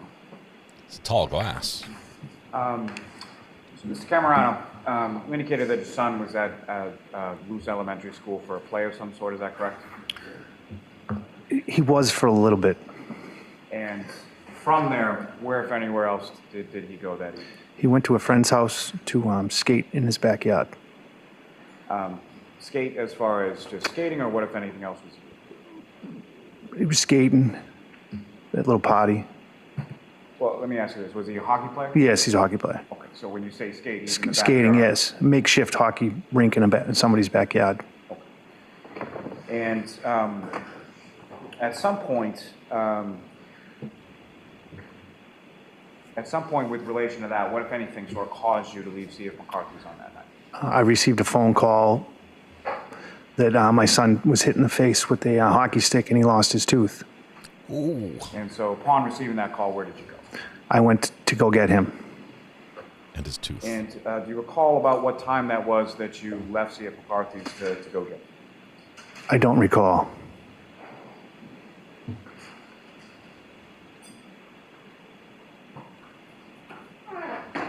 Hockey's a rough sport. Thomas is like, now, somebody say hockey. From the group that you were with, as far as yourself, Mr. O'Keefe, Ms. Reed, and Mr. Roberts, who, if anyone, left first? I believe Kurt. And do you recall sort of how it was that Kurt left? Kurt just got up and left. So sort of an Irish goodbye? Yeah, Irish goodbye, yes. Is that something he's known for? Yes. He just gets up and leaves. And I'm about done when here. was that in relation to when you left? Not too soon after. I'm sorry, not too soon after or not too soon before? I left after, probably, I'd like to say 15 minutes after Kurt left.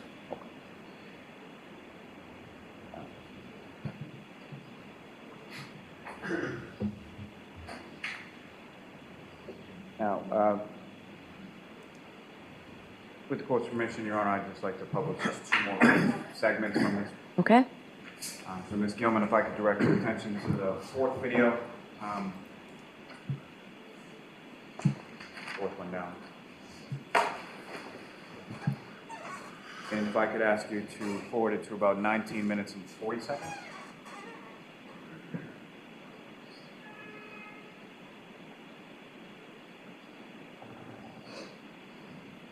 You could play from there.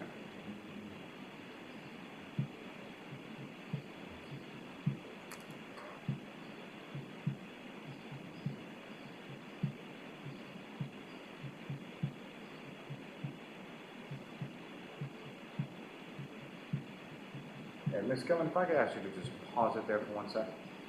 Now, Ms. Camerano, from your looking at this surveillance video here, or from your memory of that night, you see Mr. O'Keefe speaking to another gentleman, is that correct? Yes. You know who that person is? Yes. And who is that person? Sully? And do you know his first name or anything beyond just Sully? Sully, I don't know his first name. And how is it that you know him? Kids play baseball with his son.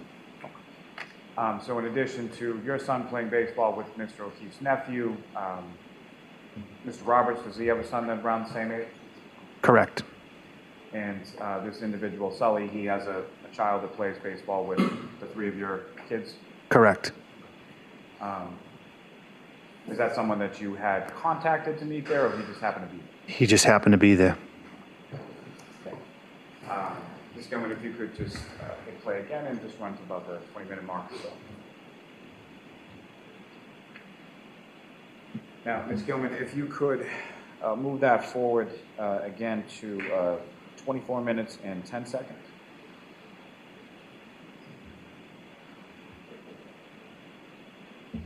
Where did Karen go? And if you could just let this run until about 24 minutes and 20 seconds, so just about 10 seconds or so. Oh, she's over there talking to Sully, I think.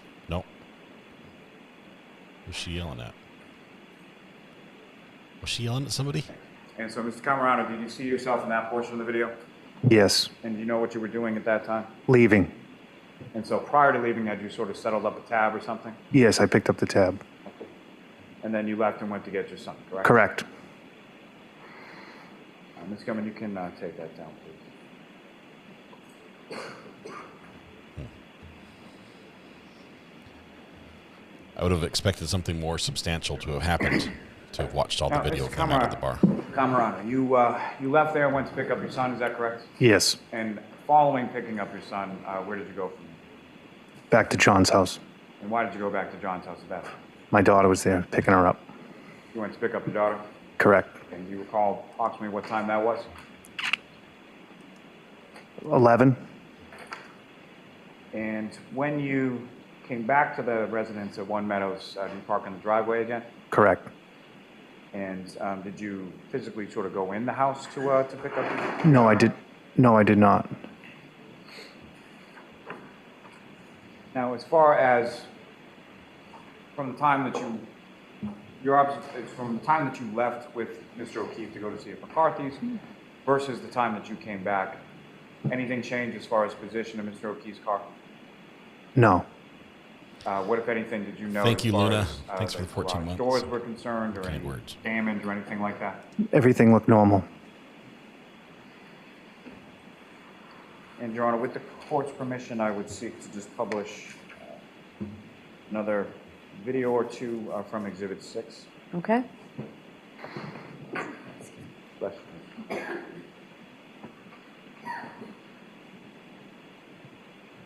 And at this time, Ms. Gilman, if I could have from the driveway again, video 152.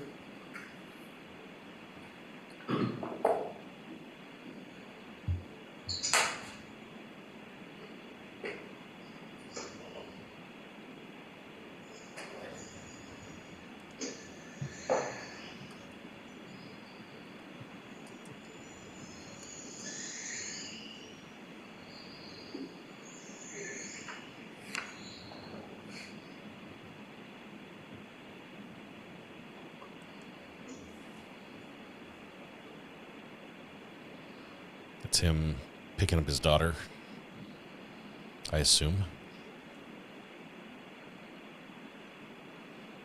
I'm curious if it was snowing at this point.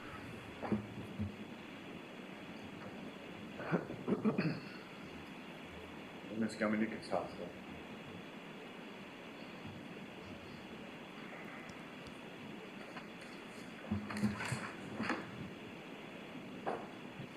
Now, from that video, Very truthful video, that was or just up on truthful screen, witness. sir, can you describe for the jury, excuse me. The jury. Just as sort of what was going on in that video? I was picking up my daughter, Madeline, and my son, Michael, was with me. Yes, all three of us. And where did you go from there? Home. And when you got home, well, let me ask you this first. During the time that you were at C.F. McCarthy's, you obviously, at some point, you didn't do an Irish goodbye? No. Okay, so at some point you indicated to Mr. O'Keefe and or Ms. Reed that you were leaving to go pick up your son? Yes. And what, if any, indication did they give to you as far as where they were going, or what were their intentions for the rest of the evening? They were heading either across the street or to the hillside. And when you say across the street, what, if anything, was across the street? There's another bar room. Is that the waterfall? Waterfall, yes. You familiar with that establishment as well? Yes. And where is that in relation to C.F. McCarthy? Across the street to the left, if you were coming out of C.F. McCarthy's. Walking distance, is that correct? Correct. And you leave, you get your son, you pick up your daughter at Mr. O'Keefe's house, and then you go home, correct? Correct. And when you get home, about how much longer were you up before you went to bed? Wasn't up much longer. And when you typically go to bed, what, if anything, did you do with your phone? Put him on the charger. Where's the charger located in reference to? In the kitchen. And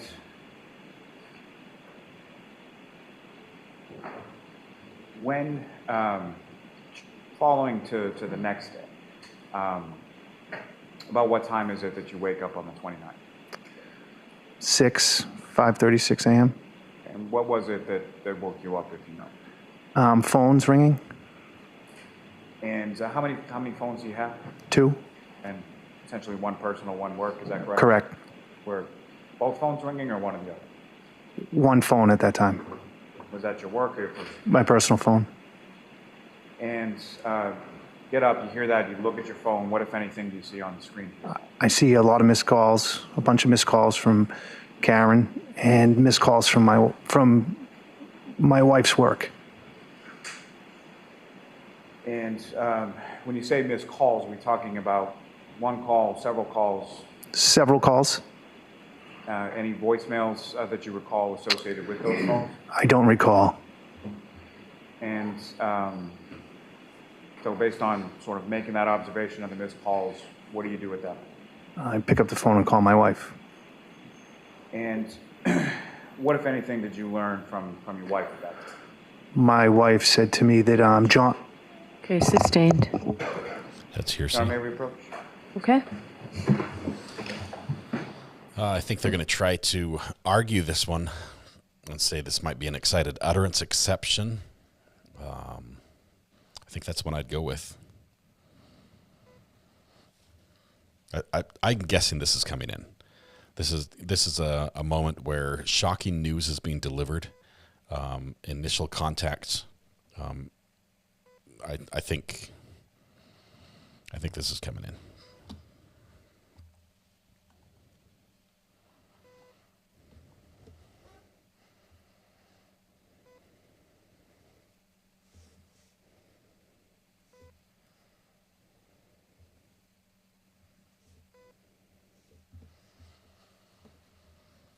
What say you? Should we vote on it and see if the judge follows?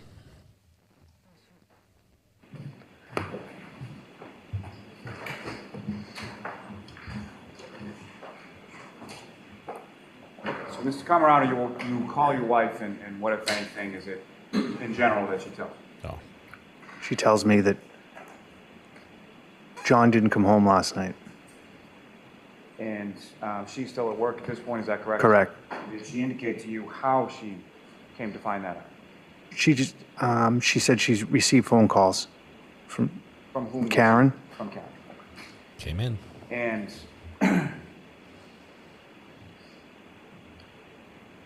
then based on that, you have a conversation with your wife about John's niece and nephew, is that right?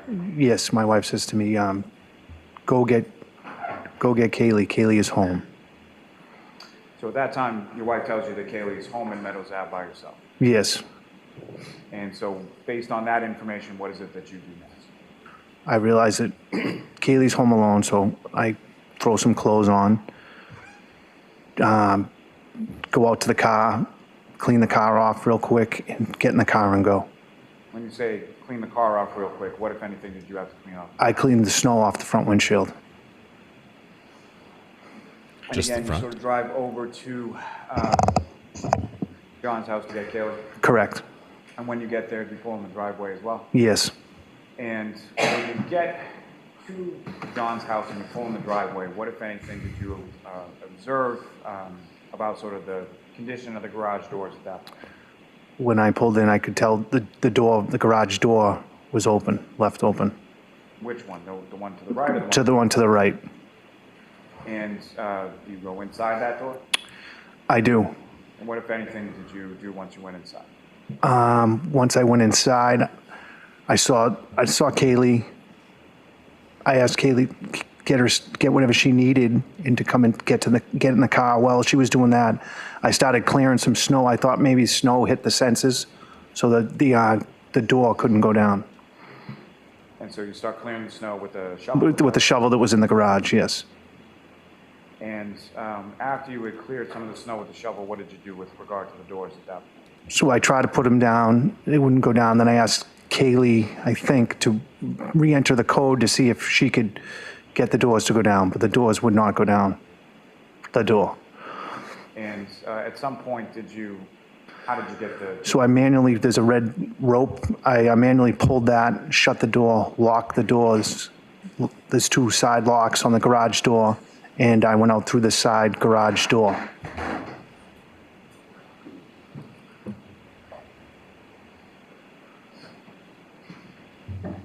Now, when you arrived at the residence and you pulled into the driveway, do you recall how many vehicles were in the driveway when you got there? Yes. And how many? 2. And whose vehicles were they? John's and Karen's. And John's vehicle, where was that in relation to the last time that you saw it when you picked up your daughter there? Same spot. And as far as the defendant, Ms. Reed's vehicle, where was that in relation to the garage or in relation to the driveway? It was pulled in on the left side, all the way in. So in the area of the garage door that you were just speaking Correct. about? Mm-hmm. And at that time, did you look at the vehicle or touch the vehicle in any way? No.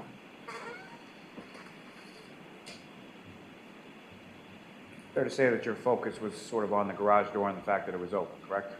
Correct. And why was that? Maybe self-evident, but why was your focus on Because I figured John would go crazy when he came home and all the snow was in his garage.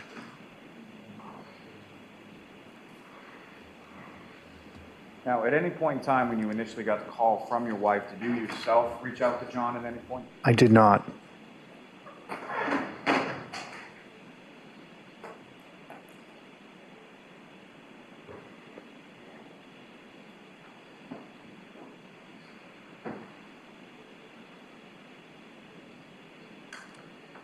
You know, if I may, I would just seek to publish just a few more videos from Exhibit 6, the driveway ring. Okay. I want to see the car backing out. And But Ms. this Gilman, if I could instead, we're have, just going to see him from show those, up and first close the starting garage. with video 155, and essentially it's going to go 155 through 158. That's the cue, cameraman, for you to turn the camera towards the screen. And Mr. Camerano, you recognize what's up on the screen again? Yes, my car. And is this sort of when you're pulling in to get Kelly? Correct. Using the laser pointer before you, again, if you could just direct the jury's attention to where you observed Ms. Reed's vehicle. And is that essentially from what you observed there, that's where it was the entirety of the time that you were there? Yes. So nobody else came to the home during the time that you were there to pick up Kaylee and shoveling out the snow from the garage? No. Ms. Gilman, if you could just run it.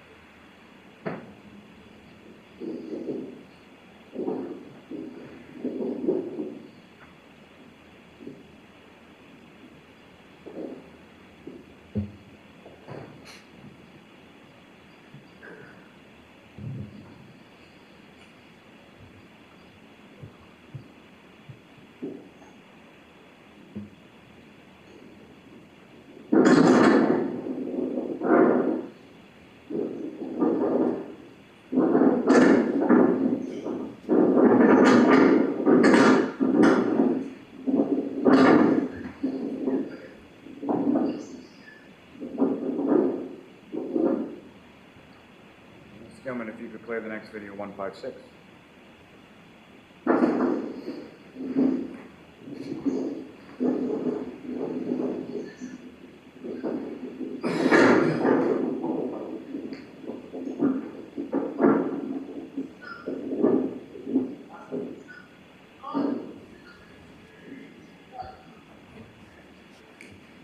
Car's locked.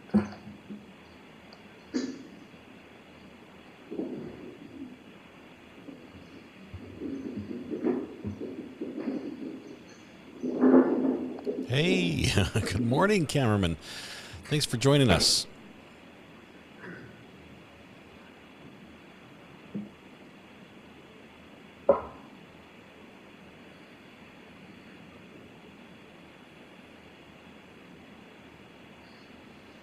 Probably had some snow in the sensor. Little light sensor across that, make sure nothing's in the way when the door comes down.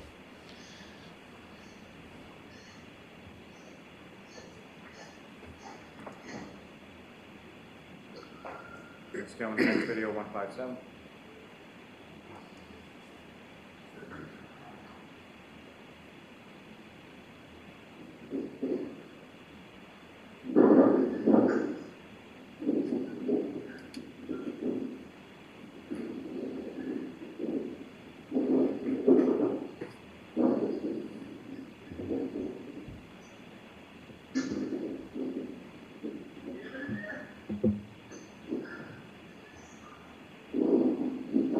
I think they are trying not to show the juvenile, his daughter.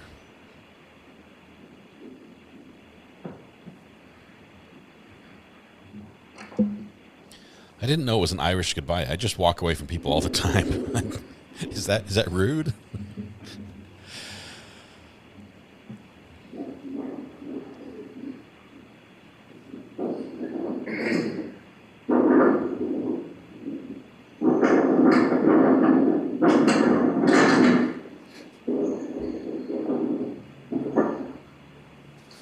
Last thing, Ms. Gilman, video 158. Yes, that's rude.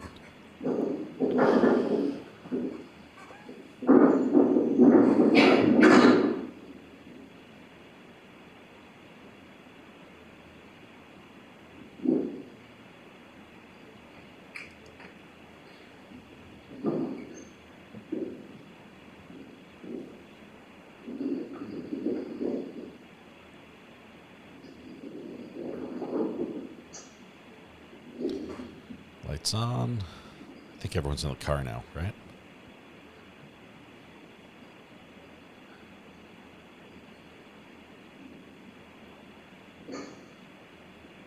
Nope. It's underneath me. Sorry, I'll get out of the way.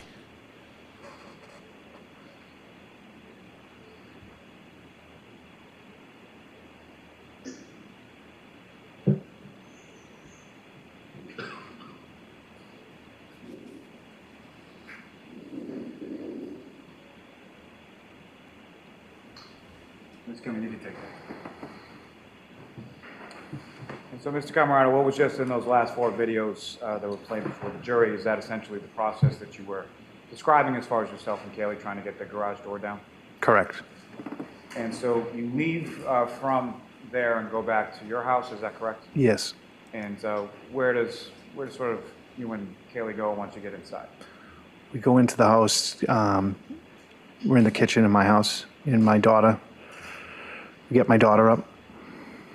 And your daughter then sort of hangs out with Kaylee for a period of time? Correct. They go downstairs and they were hanging out. And at some point in time, how does Kaylee leave your house, or where does she go from there? I take Kaylee home. And why is it that you take Kaylee home? About what time is it, if you know? I don't know what time. Paul had called me. And by Paul, who do you mean by Paul O'Keefe, John's brother. And he informed you that John had passed? Yes. So you took Kaylee to the house on Meadows Ave to be with your family, is that correct? Yes.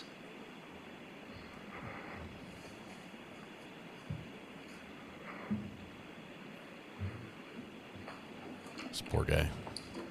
Thank you very much, sir. Thank you. Mr. Jackson? Thank you, Your Honor.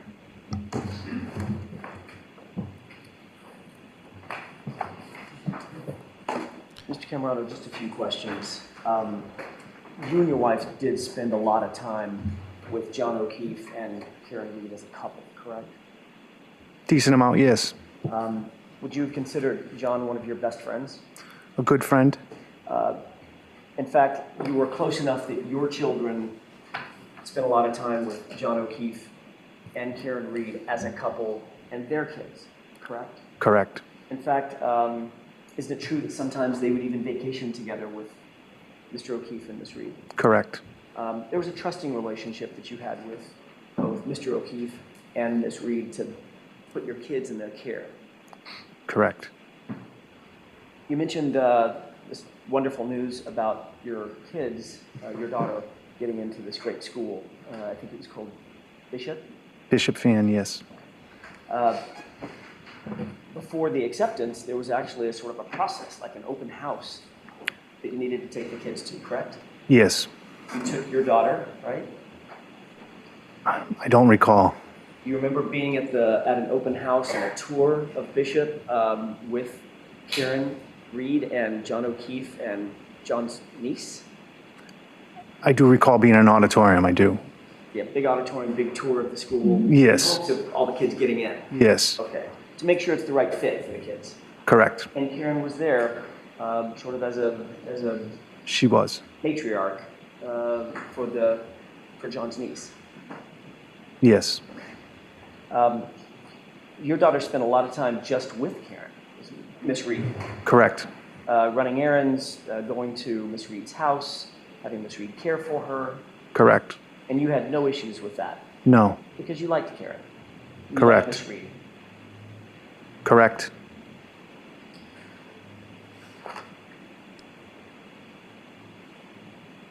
It was probably, did you say once a week that you would hang out with and socialize with Miss Reed and Mr. O'Keefe?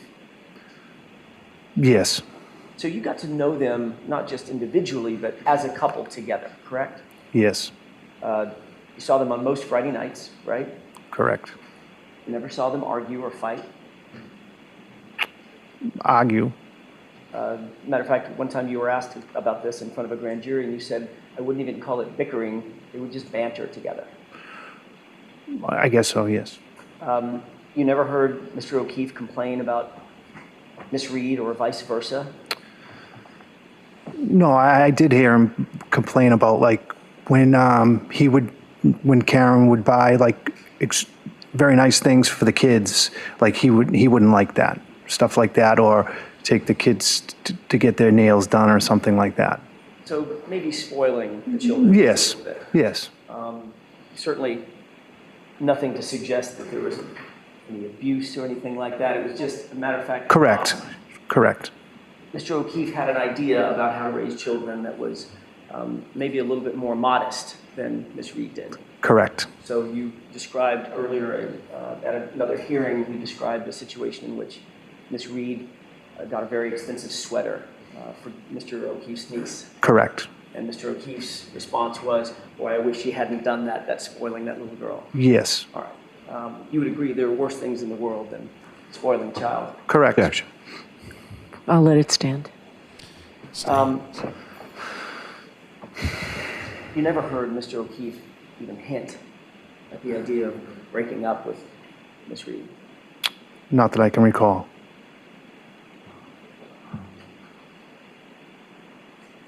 I want to turn your attention to January 28th, if I could.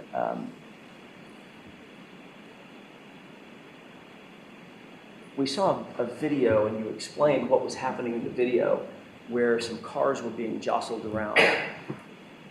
That was Mr. O'Keefe actually moving his car to facilitate Ms. Reed bringing her car over to his house to put it in the garage, correct? Yes. Kind of a chivalrous thing to do for your loved one. Yes. Didn't want her to be out in the snow if it was going to be a heavy snow, is that right? Correct. And the idea was that even that weekend, he intended that Miss Reed would likely be with him and the family for the entirety of the weekend during that blizzard. Correct. So she'd have a nice warm place and a dry place to put her car. Surprised that wasn't objected to.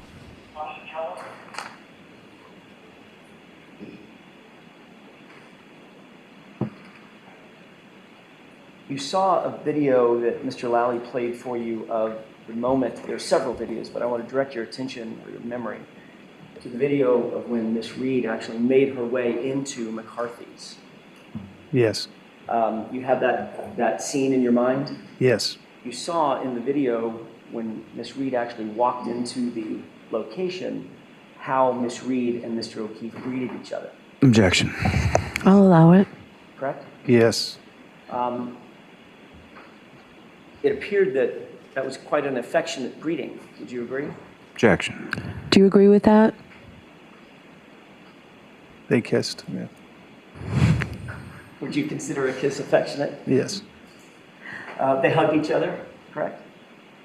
I don't recall. Mr. O'Keefe put his right arm out and Miss Reed sort of nestled into his embrace. Okay. And that's when he kissed her? Yes. Okay. They seemed happy to see each other. Yes. You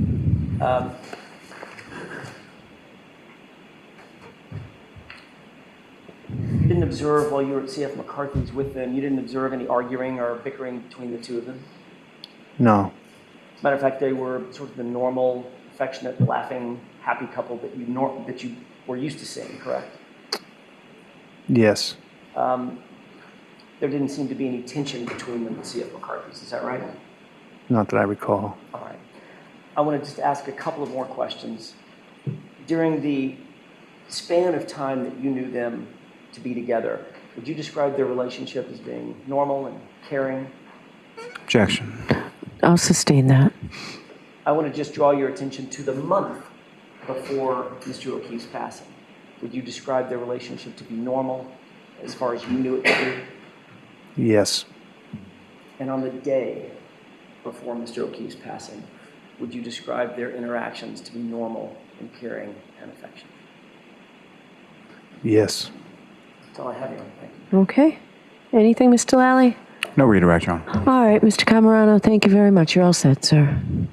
All right, jurors, why don't we take our morning recess? We'll take 15, 20 minutes.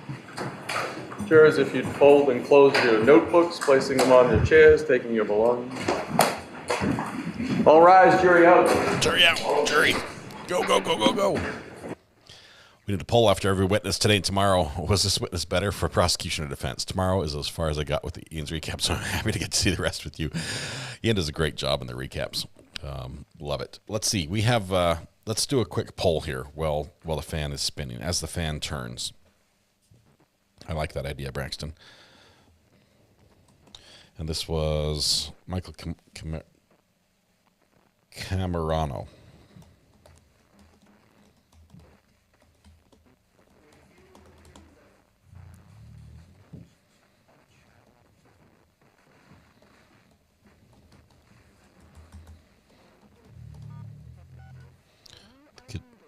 muted now. Okay.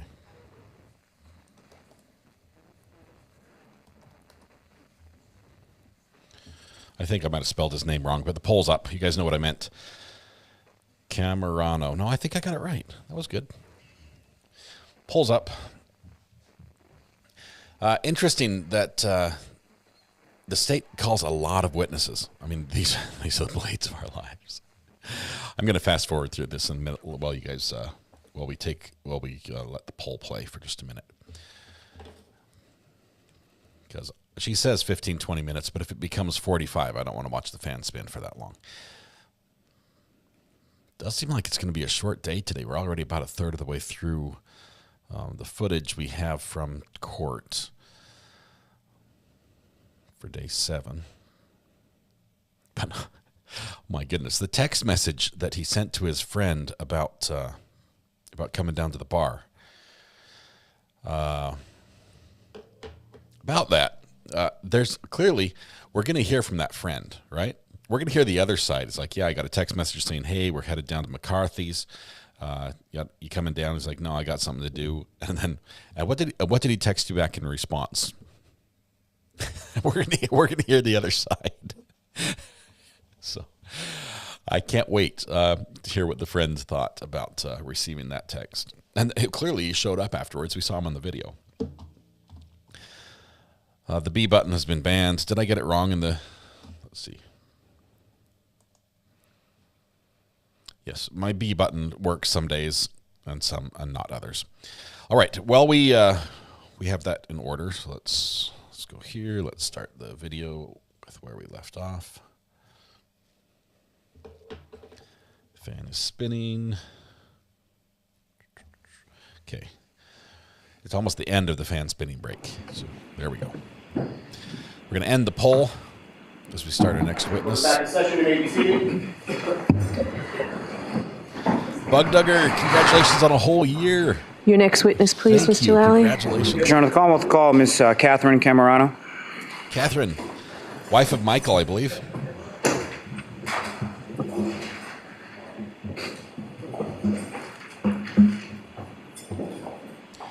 Results show that 72% said that was better for the defense than the state.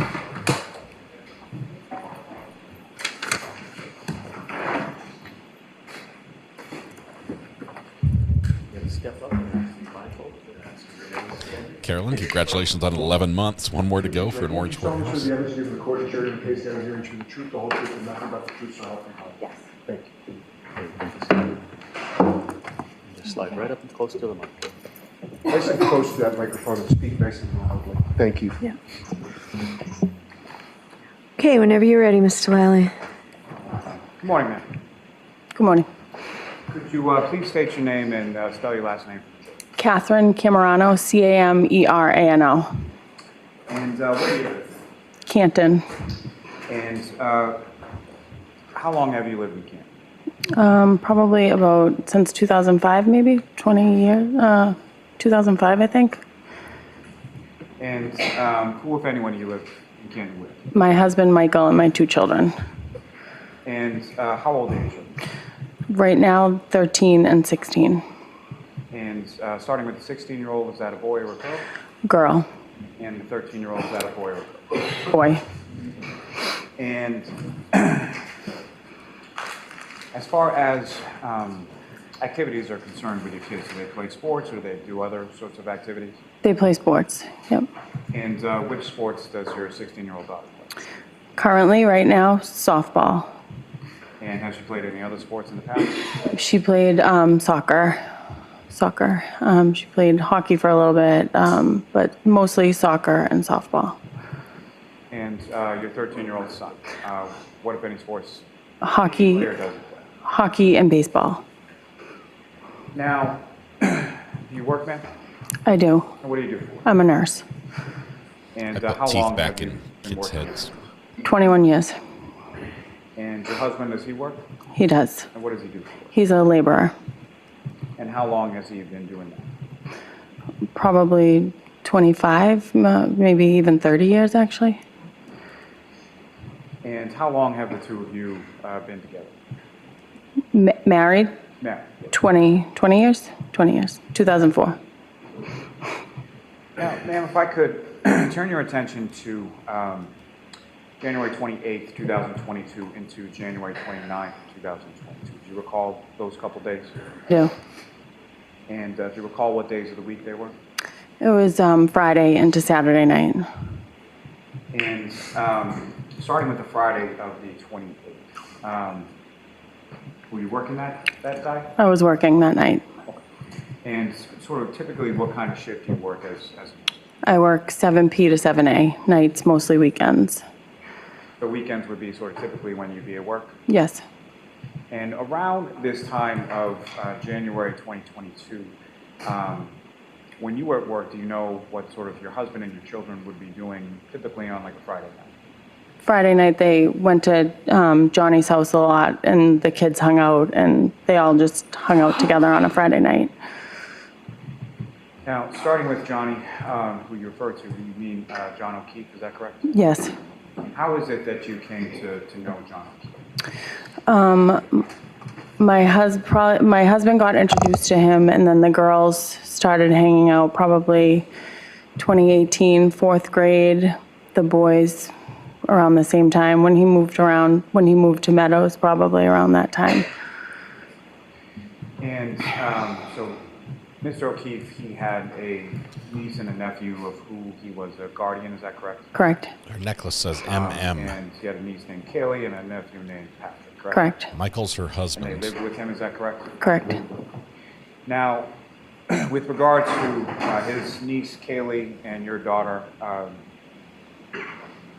how did they know each other? They first met on the soccer team, probably soccer. Yes, they met soccer fourth grade, or was it it could have been basketball. She played basketball when she was that little, Madeline. Basketball team, fourth or fifth grade. And then quickly by the fifth, sixth grade, they were like best friends attached at the hip. And as far as Mr. O'Keefe's nephew Patrick, in relation to your son, were they the same age as well? They were. They played baseball together. And outside of baseball, were they friendly as well? Yes. And so a typical Friday night would be you were at work and your husband and the kids would go over to Mr. O'Keefe's house. Correct. You knew where Mr. O'Keefe's house was? Yes. And where was that? On Meadows Ave.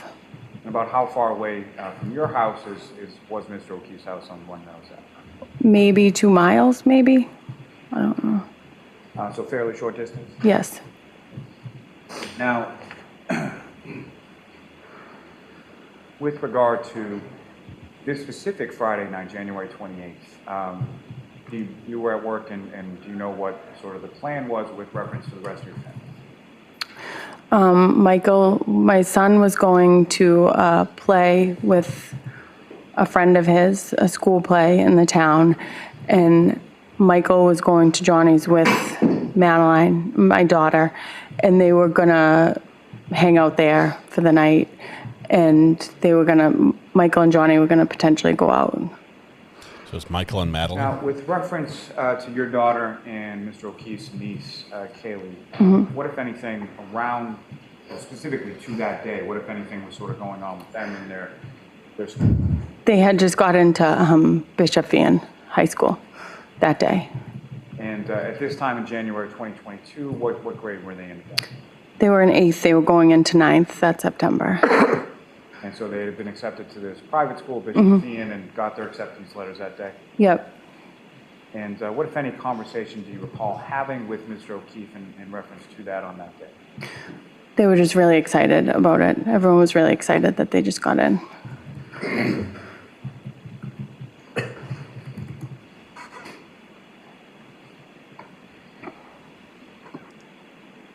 Now, at some point, well, beyond sort of, if you could just sort of describe the nature of your relationship, and by you, I'm using it plural, as far as you and your husband, with regard to Mr. O'Keefe. He was our friend. He was really good to me and my kids. And as far as the kids were concerned, what, if any, sort of interplay did you have with regard to his kids and he have with regard to you? I worked weekends, and he would take my kids to sporting. I would do a lot of the stuff during the week if I was around the practices.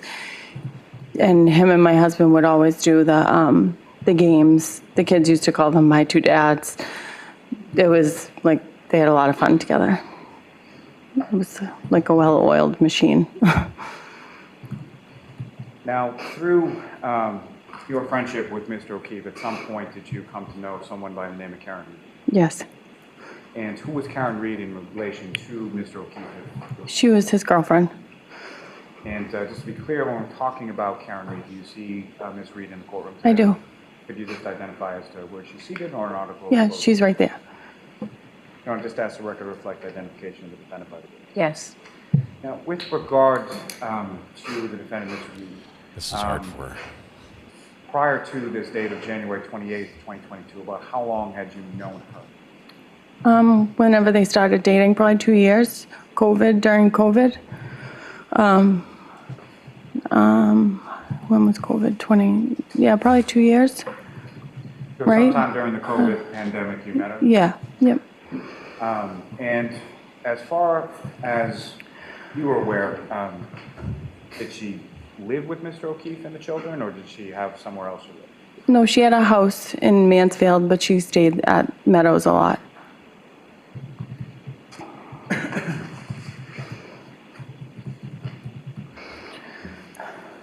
And so during the course around this time of January 2022, general time, about how often would you see Mr. O'Keefe?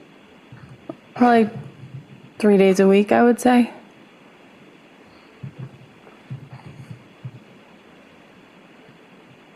And sort of typically when you would see him, would that be sort of at a game or at your house? Anything, drop off, pick up, his house, games, anything. Now, as far as Mr. O'Keefe and Ms. Reed were concerned with regard to you and your husband, what, if any, socialization did you have sort of outside of the kids? Yeah, we went out to eat. We went to a comedy show. I would socialize with them. About how often would you do that? Well, the kids were around mostly, but maybe a few times. I feel like the kids were usually always around. Now, at some point, did you become aware that your husband and Mr. O'Keefe had gone out that evening? Yes. And how did you become aware of that? I don't know, either Michael told me or my daughter told me. One of them told me. I forget who. And do you know where your husband went that night? I don't remember if he told me exactly where he went. And at some point, you're still at work, you're working an overnight, is that correct? Yes. And the rest of your family, being your husband and the kids, they came home at some point? They did. And how do you know sort of when or how they came home? I have an alarm on my house, so I know when somebody opens the door. I can check at work, and it alerts me if the door's open, if the alarm is on, off, who puts it on, who puts it off, what doors are open, when the alarm is rearmed. And if I usually don't allow sleepovers, and even if I did, my husband would have called me at work. So fair to say there's a rule within your house that sleepovers don't happen unless you approve? Yeah. Now, at some point, I'm going to turn your attention now to the morning of the 29th. At some point, while you were at work, did you receive a call from someone? Yes. And who, if anyone, called? Karen. And about what time was that? Probably between 4 and 5. And what, if anything, did the defendant say to you when she called you around 4 or 5 in the morning? She was just screaming, "Where's Mike? Where's Mike?" And was that a typical sort of situation that you would get a call from the defendant at that time? No, not at all. And the screaming that you heard, or the phraseology of "Where's Mike," is that something she said once or more than once or something else? She just kept saying it. She just kept saying, "Where's Mike?" And what, if anything, did you say in response to that? I was just like, hold on, calm down. And as I was doing it, I was rechecking like the alarm. I said, he's home with the kids. Let me call him. And at some point I hung up. I called my husband, like, I don't know, probably, it felt like 100 times. Now, you're at work and when you get this call, is that right? Mm-hmm. And do you recall sort of where you were, what you were doing when you got the call? I was getting ready to draw like morning labs, so I knew it was between like 4 and 5 a.m. Somewhere early morning. As far as this sort of screaming, as far as where's Mike, what, if anything, did the defendant indicate as to why she was asking? John didn't come home. And from your knowledge of John O'Keefe, was that something that was normal or no? No.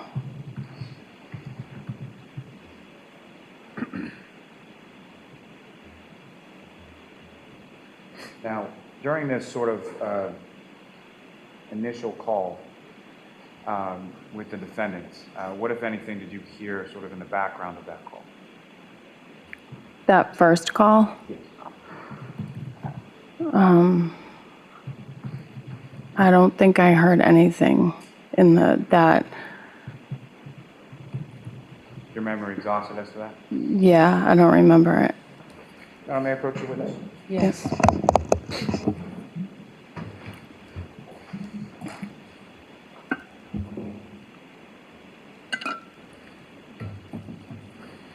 And, ma'am, what I'm going to do is I'm going to place a document before you.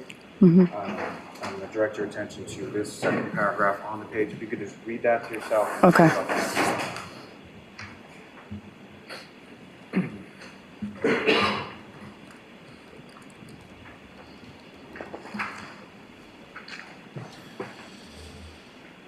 Should refresh your recollection here. Oh, okay, yeah. I didn't know if that was the... Anything further, may I approach Yep. this retrieve now? Yes. Oh, yeah, sorry. And so, Ms. Camerano, after reading what I just placed before you, is your memory refreshed as to what, if anything, you heard in the background of that Yeah. initial call? I could hear Kaylee in the background. And she was at home, probably. You hang up on that call, and then what did you do then? Call Michael. And At any point when you're calling Michael, I think you said you felt like it was about 100 times, did your husband Michael answer the phone? he never answered. No. And so after you called your husband many times, he didn't answer, what did you do then? I called either Karen's phone or Kaylee's phone back. I texted John, I think, twice. And then I could, whoever's phone I called, I could hear Jen in the background, that someone had called Jen too. So you were speaking on the phone with either the defendant or Kaylee, correct? Yep. And you could hear someone named Jen in the background? Yep, I could hear her in the background. And when you say you could hear someone... Like it sounded, sorry. No. So just as far as Jen, who is that? Jen McCabe, she was one of Madeline's basketball coaches, so I know her voice. Heard her sort of voice on the sidelines? Yeah, yep. And did you know her personally at all? I knew her as Madeline's coach. And at some point you were talking to Kaylee on the phone, correct? Yes. And what is it that you were saying to Kaylee at that time?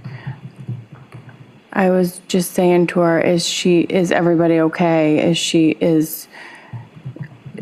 said they're gonna go out looking for him. I think she said they were gonna go out looking, or she went out, she's gonna go out.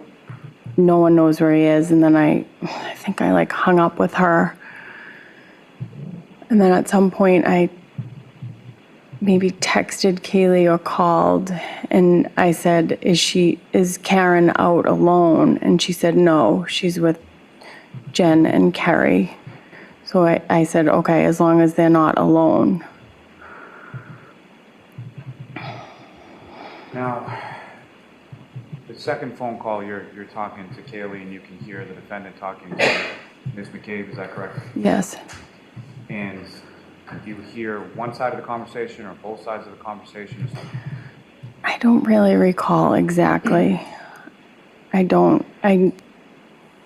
felt like it was just like a lot of like screaming, like he's not home. I don't really recall 100%.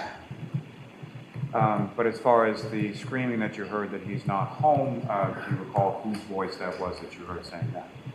It was Karen. And beyond that, as far as the conversation that you overheard, what, if anything, specific about that conversation, in addition to that, do you recall? I don't. And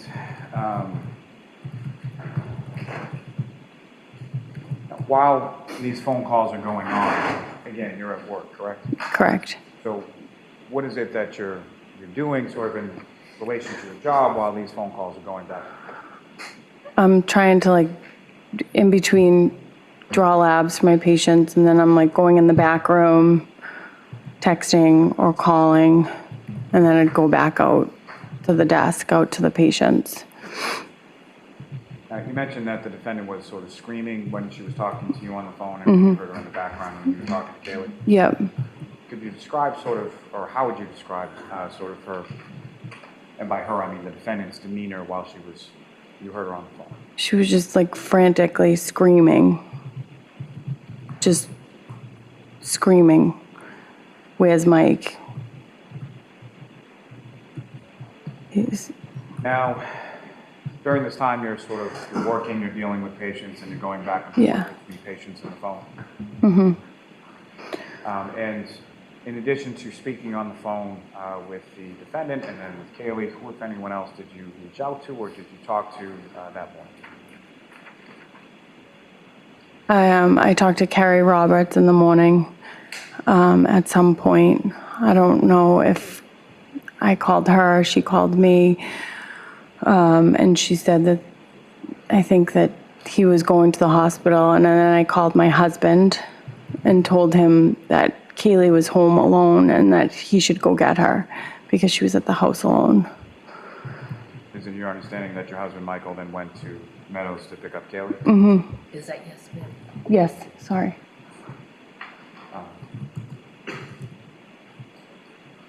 Now, you mentioned that at some point you spoke to Carrie Roberts, is that correct? Yes. How do you know Carrie Roberts? I've known her since high school. And as far as you grew up in the same town, is that correct? No, I was friends with her cousin, so I had known her. And I've always known her. I've been friends with her for a while.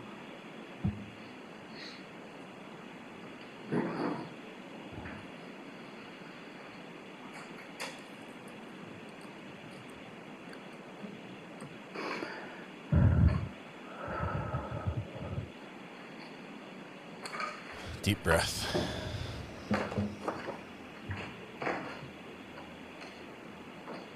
Just one moment, John. Sure.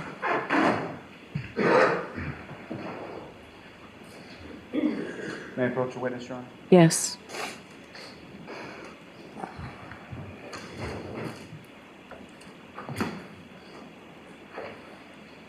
Ma'am, I'm going to show you what's been previously marked as Exhibit 48.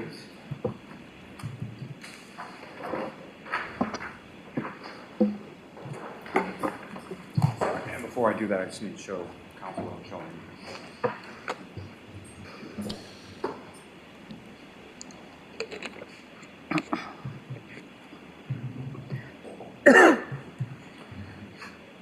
Text messages. Yes. Showing you what's been marked as Exhibit 48, specifically on page 22. Hopefully it's not the same text messages. With respect to that white box sort of towards the top of the page, you see a listing as sort of participants of that conversation? Yes. That's a text conversation. Yes. And who is sort of listed as the participant within that conversation? Katie Camerano and JJ. And is JJ another sort of name or nickname for John O'Keefe? Yep. And the content, there's two blue bubbles on the bottom of that page, is that correct? Correct. And do you recognize the content of those bubbles? Yes. And what do you recognize those to be? My text messages to him. Those are text messages you just testified about as far as sending to John that morning. Correct. And both of them are from you with no response from Mr. O'Keefe. Correct. And about what time are the two text messages sent to Mr. O'Keefe according to that document? 5:10. May I approach this to retrieve, John? Yes. Mm-hmm.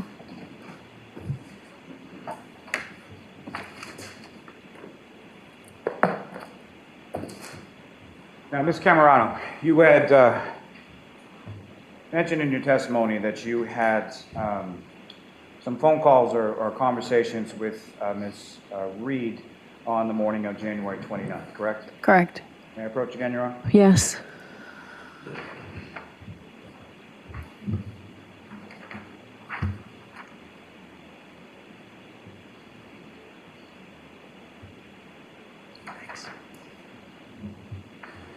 Showing you another document there. Mhm. Ask that you look at that and look up when you're finished.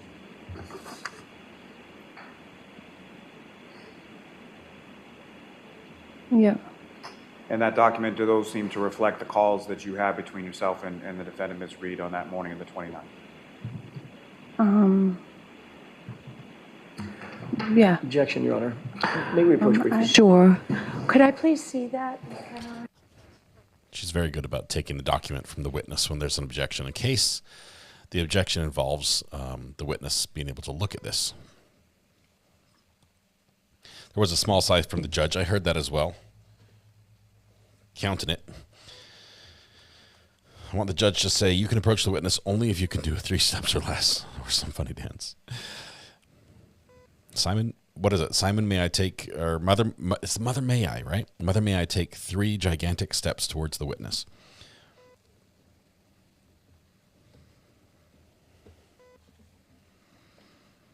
I'm still fighting for an email.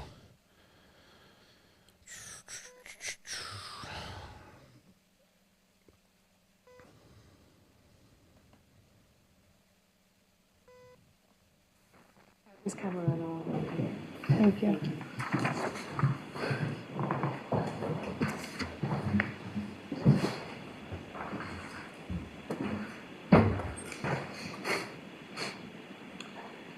And so, Ms. Camerano, from that document, does that seem to be the phone calls and the timing of the phone calls between yourself and Ms. Reed that morning?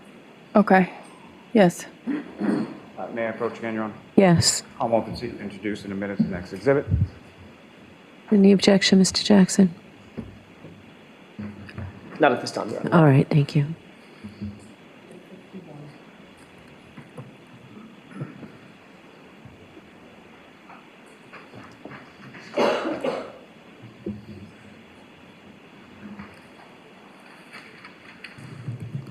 I'm showing that to you, which is now been marked as Exhibit 51. Your Honor, with the court's permission, I would request to publish that to the jury on the screen. Okay.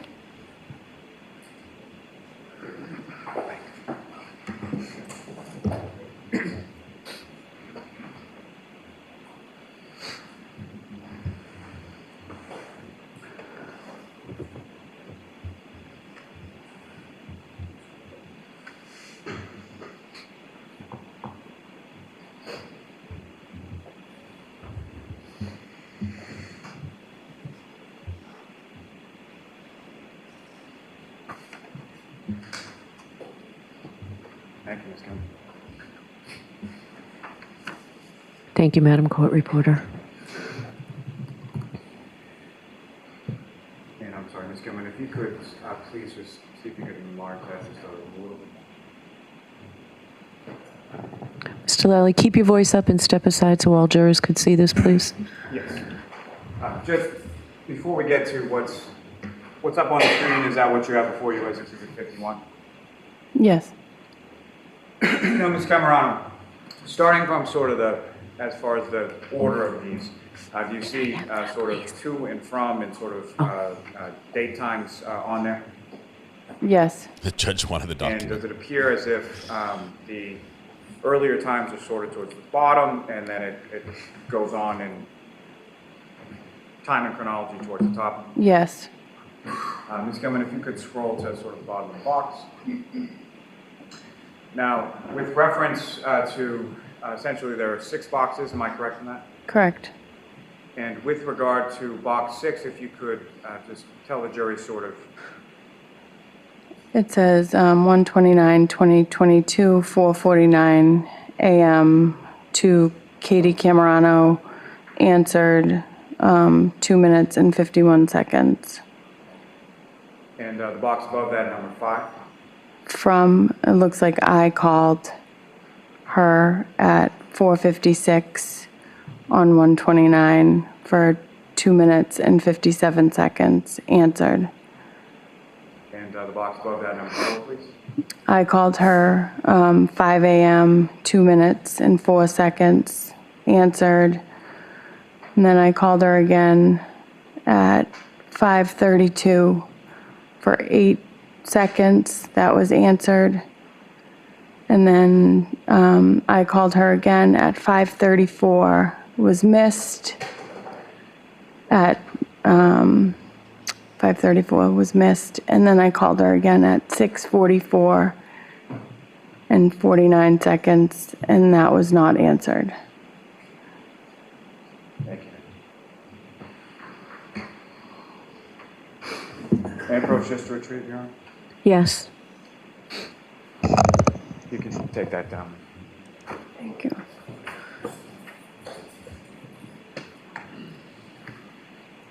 Now, with respect, Ms.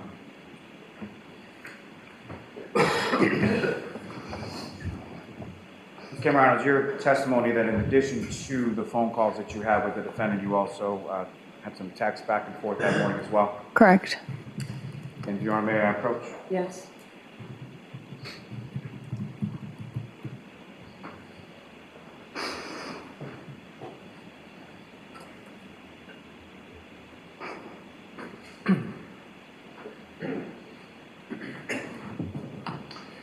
Ms. Camerano, showing you a document, asking if you could just take a look at that and look up when you're finished.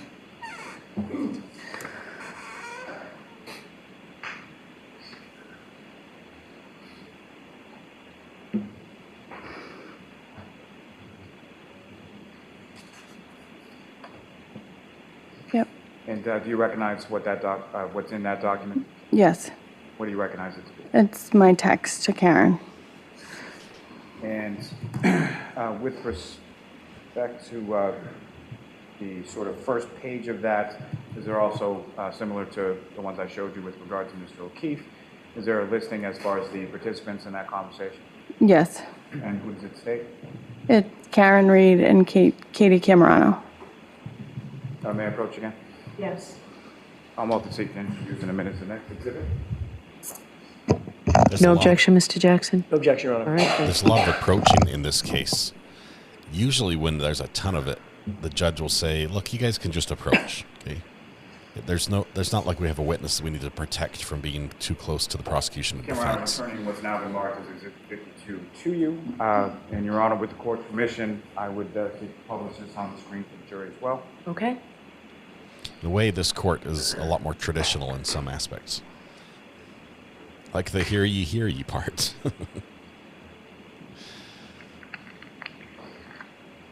Now, Ms. Camerano, if I could direct your attention to sort of the content of this. There's blue bubbles and green bubbles, is that correct? Correct. And is there an indication on there as far as who the message is from and who the message is to? The blue bubbles would be me texting Karen. And if you could, starting with the first bubble on page 1, if you could just describe to the jury, and we'll sort of go through it, as far as who the text is from and what the content is. Who the bubble That's is from me. I'm asking Karen, are you okay? And Ms. Gilman, if you could scroll down. And this next bubble. Go back home so you're safe with Kaylee. He will end up home. I bet he's on someone's couch. And the next bubble down, Ms. Gilman. What's going on, Karen? And if you could scroll down a little further, Ms. Gilman. I'm driving around with Carrie and Jen. And this is the text that you received from From- Ms. Reed to yourself. Yes. And is there a time on that associated with when that text was sent?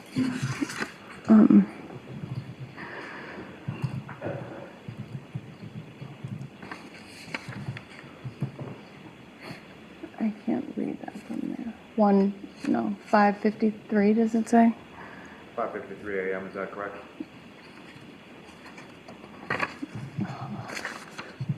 Oh, 5:53, yes. Ms. Gilman, if you could scroll down to the next message.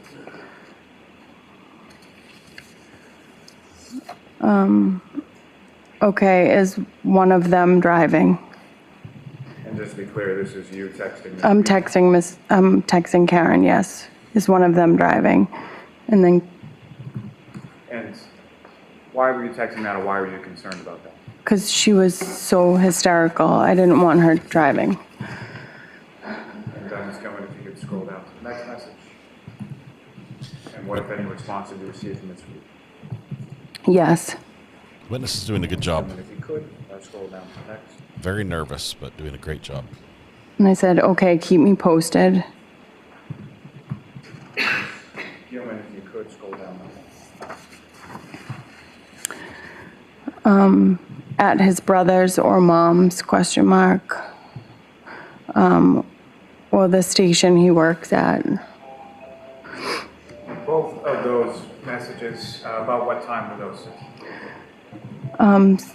6 a.m. Someone's ringtone's going off. And what, if any, Ms. Gilman, if you could scroll down, and then what, if any, response did you receive from the defendant, Ms. Reed, following those texts?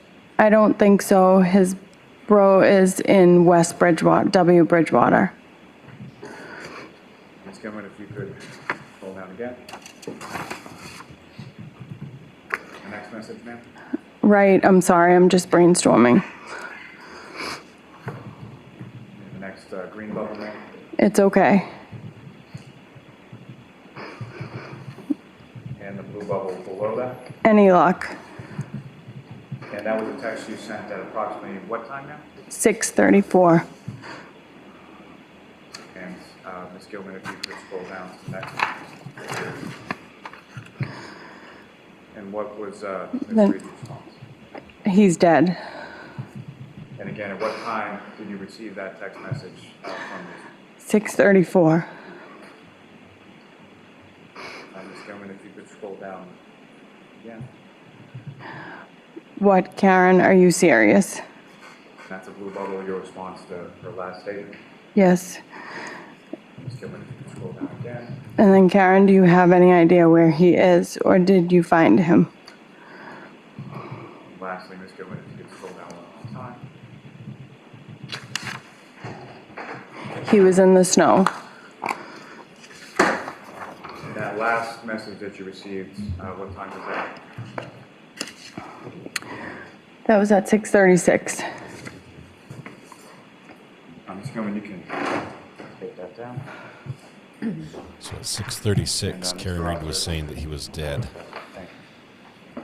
When was she saying, is he dead, is he dead?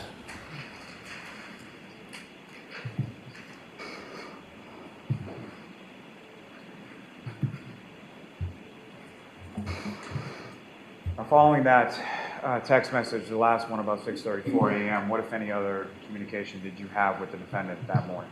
Nothing. What, if any, other communication did you have with the defendant since then? None. Now, as far as any of the other people that you spoke of, as far as talking to that morning, Ms. Roberts or Kaylee, did you have any further conversation with them in regard to what was going on? No.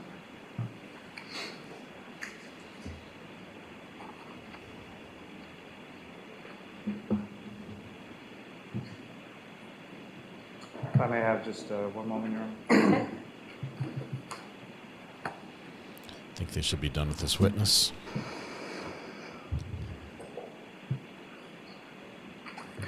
Nothing further for this witness, Your Honor. All right, cross-examination?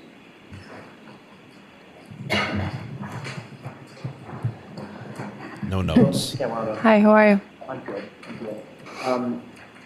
To Mr. Lally last point, after that series of text messages that you had early in the morning on January 29th, 2022, you said you didn't hear from Miss Reed or didn't have any communication with her after that. Is that right? Yeah, yes. Did you reach out to her text message wise? No. Okay. Were you aware that her phone had been seized shortly thereafter from her? No. Okay. Thank you. That's all I have.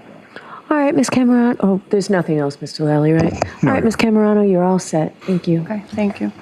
All right, quick cross-examination. We'll start a poll for Mrs. Cameron.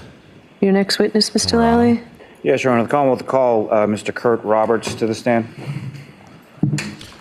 Kurt Roberts, this is the, hey, come down to the pub. No, I'm busy. This is the text exchange we've been waiting for. This will be witness number 19.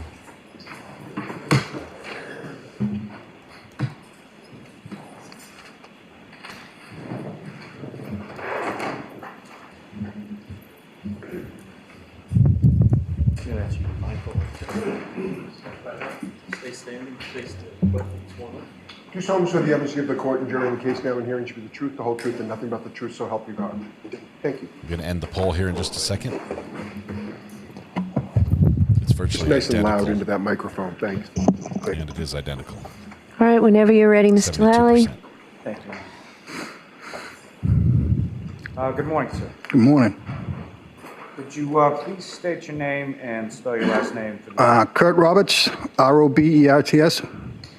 And where do you live, sir? Canton, Mass. And how long have you lived in Canton? About 12 years now. And who, if anyone, do you live in Canton with? I live with my wife and 2 children. And your wife, what is your wife's name? Kerry. And how long have the two of you been married? We've been married 15 years. And you mentioned you have 2 children, is that correct? Yes. And how old are your kids? My daughter is 14 and my son is 12. And do you work, sir? I do. And what do you do? I'm a heavy equipment operator. About how long have you been doing it? 26 years. And your wife, Carrie, does she work as well? She does. And what does she do? She's executive assistant.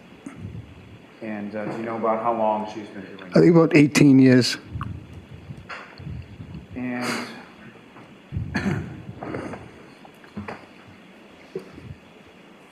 if I could Definitely union. turn your attention to the evening of January 28th, 2022. Do you recall that day? I do.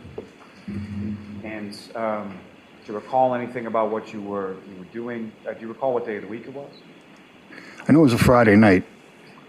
And earlier in the day, do you recall anything specific about what you were doing that day? Gee, no, I don't. Nothing stands out. And at some point in time in the evening, where were you initially? Excuse me? I didn't. So at some point in time in the evening, were you at home? Yes, I was at home. And while you were at home, who, if anyone, reached out to you? Michael Camerano and John O'Keefe. And starting with Michael Camerano, how do you know? I grew up with him since 6th grade. We're both from the same town, Milton. So the two of you grew up in Milton together. You've known him essentially since then. Yes, How would you describe sort of your relationship with Mr. Camerano? we're friends. And does Mr. Camerano, does he have any children around the age of your 2 children? Yes, he is, I believe, a 16-year-old daughter and a 12-year-old son. And his son and your son, do they do any sort of activities together? They did. They played baseball together. Now, you mentioned John O'Keefe as well, correct? Yes. And how did you know John O'Keefe? When his sister and brother-in-law had passed, he had moved into the house that they lived in my neighborhood. And my wife knew him previously and introduced me in. And the house that he moved into with regard to where his sister and brother-in-law lived, where was that in relation to where you lived? An eighth of it, like not far, very easily walking distance, maybe not far. And the house that Mr. O'Keefe moved into, who, if anyone, did he initially live there with when he moved? He moved in there with the two, his niece and nephew. So his niece and nephew from the couple that had passed away. Yes. And you had a niece named Kaylee, is that correct? Yes. A nephew named Patrick? Yes. And with respect to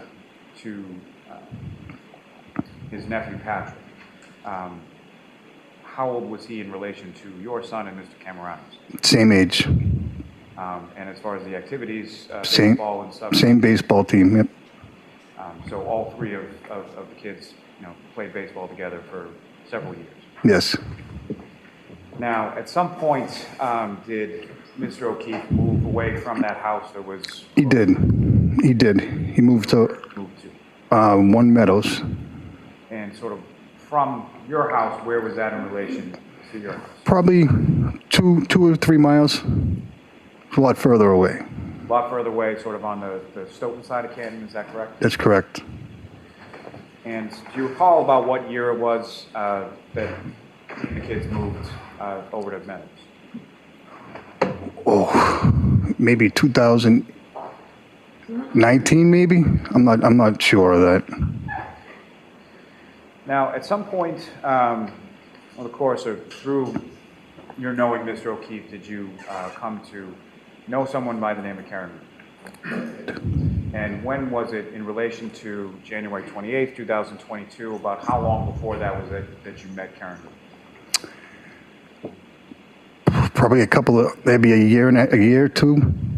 About a year or two before? Yes, I don't recall exactly. Do you recall when it was that you first met? I think she might have came to my house, maybe with John. Okay. Now, as far as, what, if anything, did you know as far as the relationship between Miss Reed and Mr. O'Keefe? I don't understand. Who was Miss Reed to Mr. O'Keefe? Oh, girlfriend. Sorry. Nothing is your fault. It's entirely my question. Okay. Okay. So, with respect, and just so we're clear as far as who we're talking about, do you see Miss Reed in the courtroom today? Yes, I do. If you could just identify as to where she's seated or an article of clothing she's wearing. She's seated right there. And again, just as a record reflect identification. Yes. By the witness. Thank you. Now, as far as their relationship, that, and by they I mean Mr. O'Keefe and Miss Reed, is that something that you talked to Mr. O'Keefe about? No. And sort of vice versa, as far as your relationship with your wife, is that something that you talked to Mr. O'Keefe about? No. Now, with regard to that particular evening on January 28th, 2022, you mentioned at some point that Mr. Camerano and or Mr. O'Keefe reached out to you. They did. And what was that, in regard to, what was that conversation? They reached out. They were at McCarthy's, the bar in Canton Center, and they wanted me to come up. And I was saying, I didn't want to. I wanted to stay in because there was a storm coming. And then he called me a pussy, and I can't let that happen. So I had to go. Fair enough. So I had to go up there and. Do you recall who it was that called you that? It was Michael Camerano. Let the record reflect. Okay. You receive that text and you go to CF McCarthy's, is that right? That's right. And you mentioned that's in Canton Center? Yes. And about how far a drive is that from your house to CF McCarthy's? 2.5, maybe 3 miles at best. And do you recall about what time it was that you received that now infamous text and you go make your way to CF McCarthy's? Yes, it was about 20 past 8. Is that a place that you had been to before? Not often, but I have been there before. when you arrive to CF McCarthy's, who, if anyone, that you know is sort of there when you get there? John O'Keefe and Michael Camerano. And if you could, for the jury, just describe sort of what you know of sort of the inside of CF McCarthy's as far as you walk in the door and what is the layout of the bar? Walk in the door, go to the left, and the bar's right in front of you. It's a big square bar. And then the bathrooms are in the back, and there's tables off to the left. And where in relation to the bar and the tables and what you've described were Mr. O'Keefe and Mr. Camerano when you arrived? And walking to the left, they were on my left. Everything is on the left. Walk in. The go to area the where left. you They're came on your up to left. and where they were, is that essentially sort of the same area that you and the group that you were with stayed in for most of the night? Yes. And if you recall, so you went out to a bar, fair to say you had something, correct? Yes. Do you recall what you were drinking that night? I believe it was a Bud Light. Do you recall whether that was draft or a bottle or something else? It was a bottle. That's sort of typically what you would drink when you go out? Back then, yes. And with regard to Mr. Camerano and Mr. O'Keefe, do you recall what they were drinking that night? I believe the same. The same as me. I believe. I wasn't much paying attention to that, but that's what they normally would drink. With the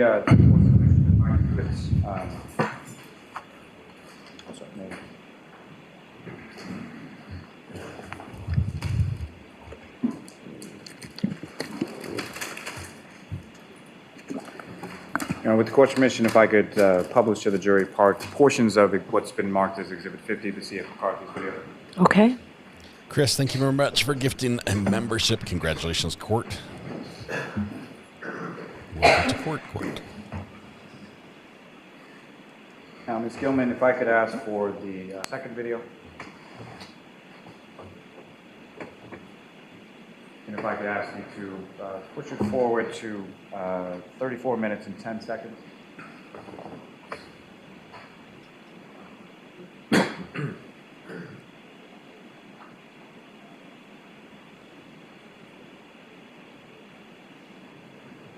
If you could pause it there just for a moment. Now, Mr. Roberts, direct your attention to the screen, what's been marked as Exhibit 50. Also, I believe there should be a laser pointer on the desk in front of you. So if you just click on that button and point it in a direction, you can sort of highlight things. So if I could ask you, first of all, do you recognize what's depicted up on the screen as Exhibit 50? Yes. And what do you recognize it to be, sir? I see John right there and Michael right there. And does this appear to be consistent with what you recollect as far as the interior of CF McCarthy's on January 20th? Yes. And this area that you just pointed out to as far as where Mr. O'Keefe and Mr. Camerano is that the area where you just testified to they essentially were during the time that you were there? Yes, it is. Now, with respect to Mr. O'Keefe, you can see sort of what he's wearing in this video, is that correct? Yes. And the clothing, at least as far as you can see, is that the clothing that you observed Mr. O'Keefe to be wearing that night? Yes, that was what he was wearing. And Ms. Gilman, if you could, I would ask just to play this from the 34:10 mark until 35. We get a whole 50 seconds of here.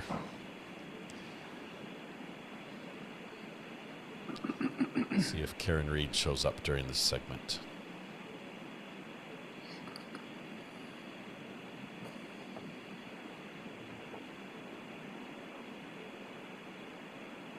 Trying to watch the basketball game, guys.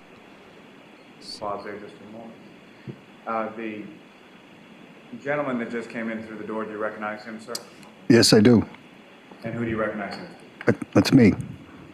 So that was about the time that you arrived, is that correct? Yes. Ms. Gilman, if you could just continue it for about another 33 seconds.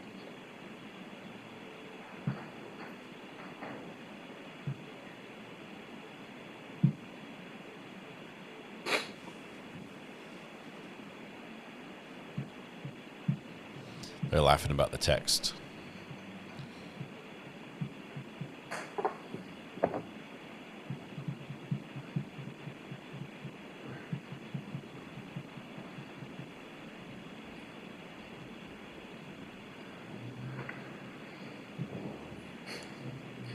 Directing your attention still up to the screen, Mr. Roberts, there's another individual around yourself, Mr. O'Keefe and Mr. Camerano, was that correct?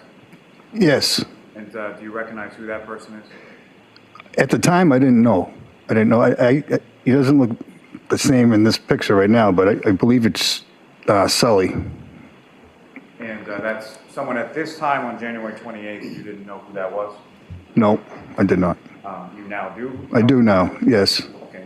Who do you know him to be in relation to sort of yourself and Mr. Camerano and Mr. O'Keefe? Well, I know his son plays baseball on my son's baseball team. And I met him that night. We were talking. This would have been the first time that you had met this person you now know as Sully. Yes. Thank you, sir. Now, with reference to this evening, at some point, who, if anyone else, sort of came into the bar and joined your group? Karen Reed. And that was sometime after you had initially arrived, is that correct? I believe so, yes. It was after I had already been there, I believe. And Ms. Gilman, if I could, from the same exhibit, but going to the fourth video down.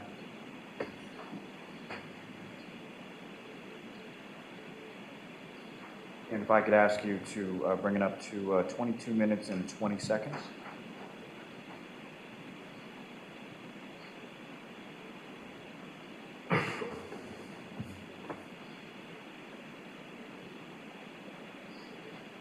If you could just pause. Now, as far as Ms. Reed, you see Ms. Reed in this video? Yes, I do. And if you could, just using that laser pointer, direct the jury's attention to where you see Ms. Reed? Right there. Now, Mr. Roberts, you Somewhere were, in there. fair to say, a little reluctant to come out that evening, is that correct? That's correct. And as far as timing, about how long was it that you stayed at C.F. McCarthy's before you left? It's a good hour. 1 hour. An hour or so? So I was home by about 10:15. I was home. And if you recall, about how many beers did you have while you were there? Probably 3 or 4. And what you were drinking, was that, as far as amount was concerned, was that the same, less, more so than sort of the other people that you were with? Probably one more. I would think. I kind of drank them kind of fast because I was taking off. So you may have lapped them by a round or something? Sure. Yes. Now, you mentioned what you and Mr. O'Keefe and Mr. Camerano were drinking. What, if anything, did you observe Ms. Reed to be drinking at that time? It was a clear glass with probably a lime in it. I'm assuming a vodka tonic, maybe. I'm not positive what it was, but it was a clear glass with. Okay.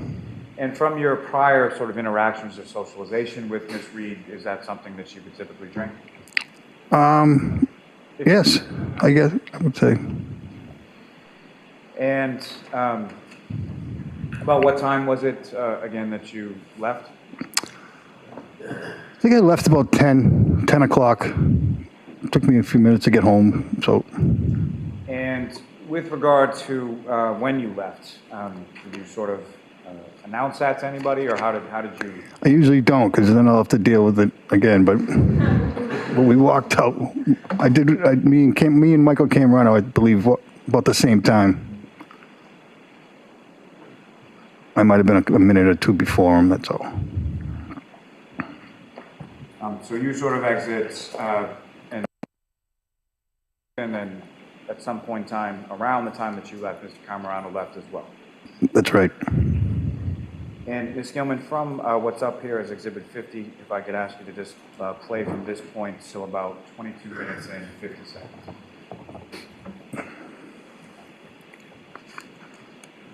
So he waits until everyone's looking the other direction, and then he just turns around and walks away.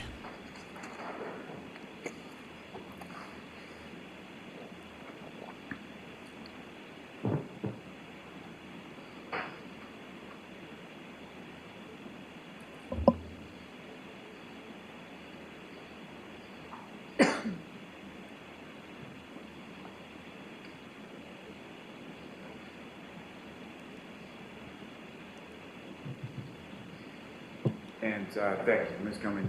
You can take that. So he said bye to Karen Reed. So fair to say that was about the time that you left.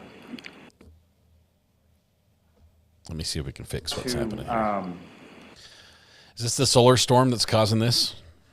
Who's got the internet today? Give me just 1 second. during the time that you were at St. McCarthy's with this group, including yourself, Mr. O'Keefe, Mr. Camerano, and Ms. Reed, how would you describe sort of the general tone or demeanor of the group while you were there? Everything very, very normal. Just a few friends out having some drinks. Nothing that stands out. No arguing, no anything? No, nope. And as far as the clothing that I asked you about with regard to what Mr. O'Keefe was wearing, when you were there that night, did you notice anything as far as tears in the clothing or any dishevelment, anything like that? No, I didn't notice anything. And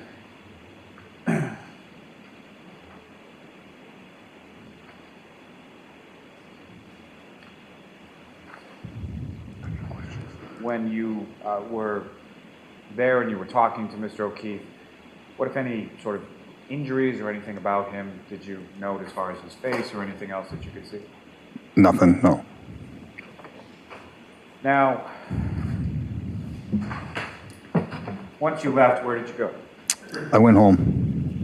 And do you recall when you got home, I think you've already said it, but about what time was it that you got home? But I think 10:15 would be my best guess. When you got home, who, if anyone else from your house, from your family, was there? I believe my wife and kids were there. They're up in bed, but they weren't downstairs. So. And at some point,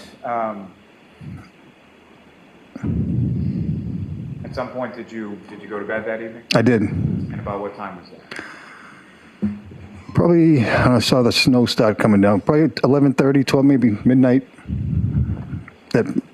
And about the time, you mentioned that you had been aware that there was a storm coming in, correct? Yes. About the time that you went to bed, around midnight or so, what, if anything, did you observe? Did you look outside or see anything? It was snowing. It was snowing. So And in relation to that, what, if anything, could you hear while you were in the house, sort of making your way to bed? The wind was hitting the windows. You just knew it was a storm. Now, you go to sleep with your wife, correct? That's right, yes. A little personal. The next morning on the 29th, what, if anything, is it that wakes you up? A voice on my wife's phone was yelling, like screaming, frantic on the. It wasn't, and that woke me up. So I asked, what is that? And initially, did you recognize that voice on your wife's phone? I didn't recognize it, but I just couldn't make out the words. But it was just a screaming. And could you hear anything as far? You couldn't make out the words. I couldn't make out no. And at some point, did you recognize that voice, or come to find out who was on the other end of the phone with you? Yes, I did. It was Karen Reed. And about what time of the morning was that? If you know?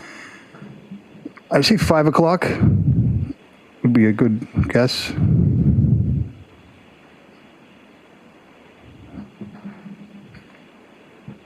And as far as you wake up, you hear the screaming, what happened then? My wife gets up. She starts getting all crazy and then putting her clothes on and running out. I'm telling her not to go because the weather was pretty bad at that point. And of course she goes. So she doesn't listen to you and she continues to get dressed and go? Yes. And when you say the weather was pretty bad at that point, can you expound upon that as far as what you said? It was snowing. It was snowing. It was very windy. It was snowing heavy. And your wife, Carrie, did she say where she was going? She said, John's missing, and I got to go. I don't know exactly what she said, where she was going. Now, from the time that you initially sort of wake up around 5 a.m. or so to the screaming on the phone to the time that your wife, Ms. Roberts, leaves your house, how much time had elapsed between those two things? By the time I woke up until she left, I'd say 15 minutes. And when your wife leaves the house and she's driving, is that correct? She was. And do you recall which car she took? She took her car, Ford Explorer. That's an SUV, is that correct? Yes. Do you recall what color the Ford Explorer was? It's gray. Now, after she leaves, when is the next time that you spoke to your wife? She called me on the phone. I forget, I can't really recall exact times now. They tell me that they found John, he's in the ambulance, they bring him to the hospital, and she was going to get Mr. and Mrs. O'Keefe.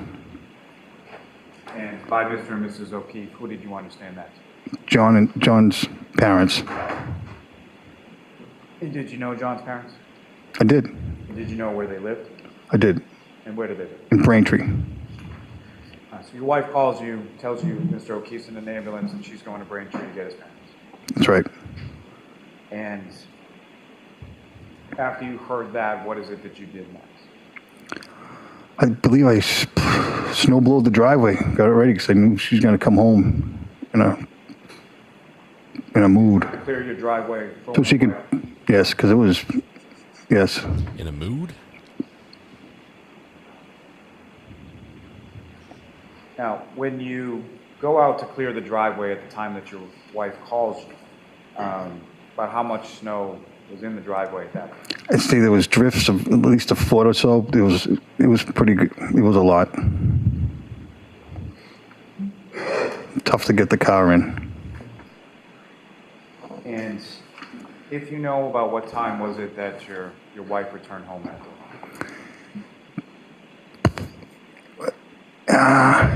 8 o'clock? I don't know exact time. And when you say 8 o'clock, you mean 8 o'clock in the morning or night? AM. 8 a.m.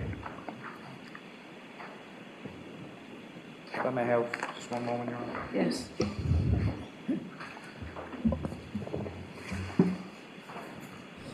Okay. Somebody just showed up and started mowing my lawn. No further questions for this witness, Your Honor. All right, cross-examination. I'm worried they're going to mow over our kids' tomato plants they planted all over in my front lawn. Good afternoon, sir. Good afternoon. Mr. Roberts, you and I have never met, correct? Correct. That night that you went out to CF McCarthy's, where you were sort of pressured or goaded into going out, you did get a chance to observe John O'Keefe at the bar, correct? I did, yes. Did you ever see him wearing a puffy jacket? Never. Did you ever see a puffy jacket around his chair that he was sitting in? Not that I recall, no. Did you ever see him holding a puffy jacket? No. Now,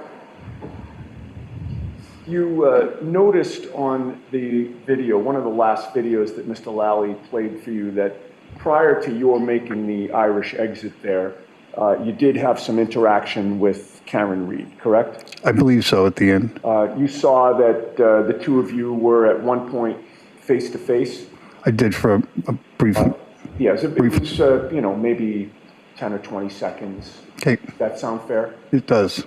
And when you were face to face, you were looking at her and she was looking at you, correct? Yes. And there was some type of interchange between the two of you? Maybe I was saying bye. I don't recall. I don't know. You probably don't remember the specifics of No, I don't. what the conversation was, but there appeared to be some type of small conversation. I saw her from the video, yes. And while you were speaking to her, you had no indication that she was slurring her words in any way, correct? I didn't think so, no. No. Her eyes didn't appear to be bloodshot and glassy, correct? Correct. She wasn't swaying or stumbling in any way, correct? Correct. She didn't appear to be confused in her thinking or her speech? She did not. She appeared to be normal, correct? Yes. There was nothing about her demeanor or her interaction with you that would lead you to believe that she was under the influence of alcohol at that time? No, not. And during the time that you spent with them at the bar, You didn't see any evidence of any problems between Karen and John O'Keefe? I did not. No arguments or bickering or anything like that? No. Neither one of them was complaining about the other, correct? Correct. Were you able to see any of the affection between the two of them, either physically or with regard to what they were saying? I didn't see any. So it seems like you were more concentrated on. I was talking with the guy. We're talking with Mike at the bar. Okay. But you had known Karen, or at least known of her, and had some interactions with her for, I believe your testimony was about a year or two? Yes. During that time, there was some interaction with Karen at your house because there were pickups and drop-offs that had to be made? Yes. And you would see that, Karen had been to your house when you were there, specifically to pick up your son, correct? Yes. How often would that occur? I don't recall. Not.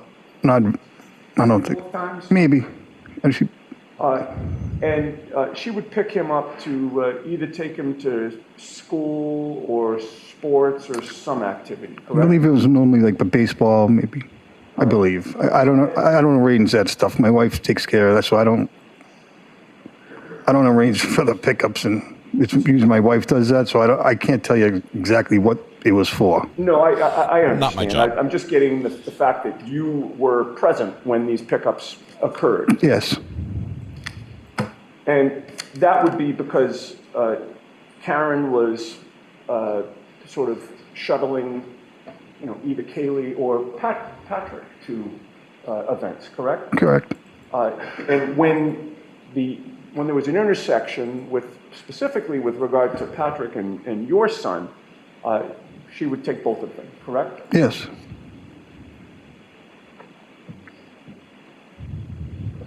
And from your observations of Karen Reed during that 1 or 2 years that you would come into contact with her, the contact you had was mainly surrounding what happened with the kids, correct?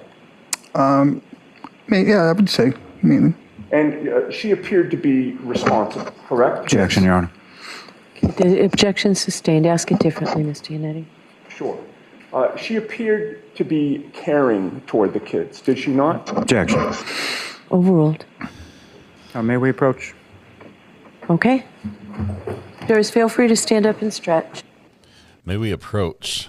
They're trying to get to this testimony in about how Karen Reed behaved. And I think you can just reword this question, get your answer in. Instead of rewording the question, they sort of asked a different question that was sort of in the same style. She appeared to be responsible. She appeared to be caring.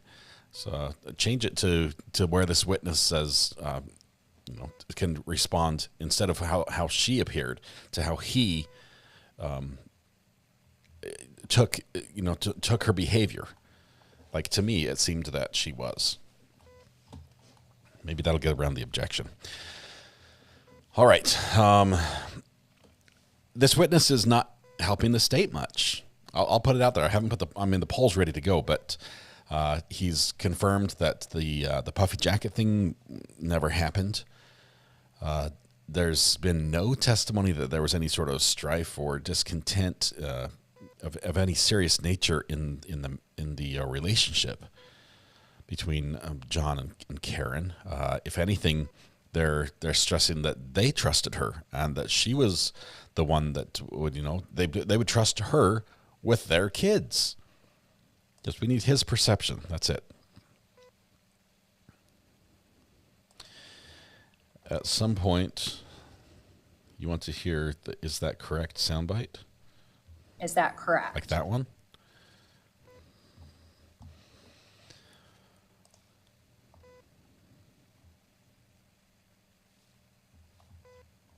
Let's see what the sidebar is about. Clearly, the judge thinks it might take a second because you're like, jury, you can stretch during this one. We'll give you a minute. Yes, today was the last date that the court had scheduled for Sarah Boone's trial to start, and then they canceled that one.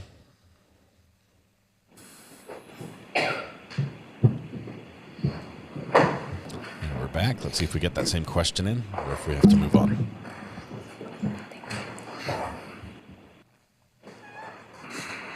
Just one question for you, just to sort of alter the last question that I asked you.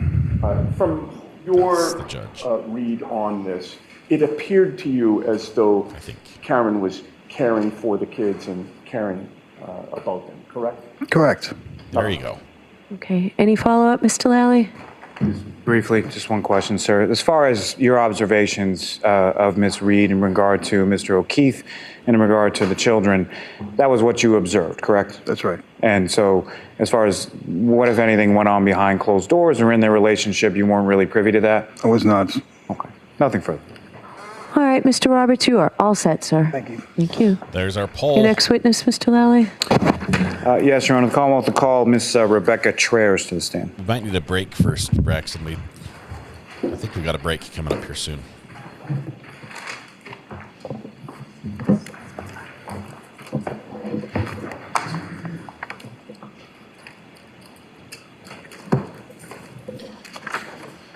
Didn't hear who we have coming up next.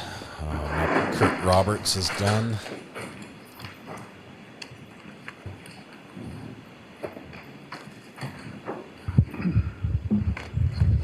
Maxine, welcome.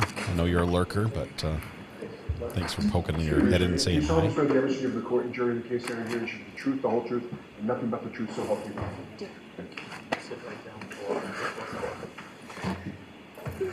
And just keep your voice up, please.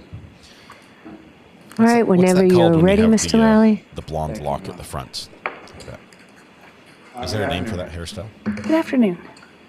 Could you please state your name and just spell your last name for the jury? Rebecca Traers, Trayers. Ms. Traers, what do you do for work? I am a bartender.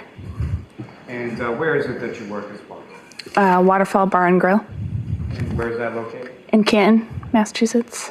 And how long have you worked there in that capacity? About 7 years. And in relation to where in Canton, Massachusetts is the waterfall located? In the center. And is there a typical sort of shift or nights that you would work in regard to working at the waterfall? At the moment, it's like Thursday, Friday, Saturday nights. And when you work sort of the nights, what time is it sort of that you start and what time is it that you typically finish? The shift starts at 5 and we are by volume. So it's once like people start leaving, generally around 10 to 11. And sort of what is the latest that, based on volume, if people are sort of hanging around in the bar, when would you sort of, last call, turn the lights on kind of thing?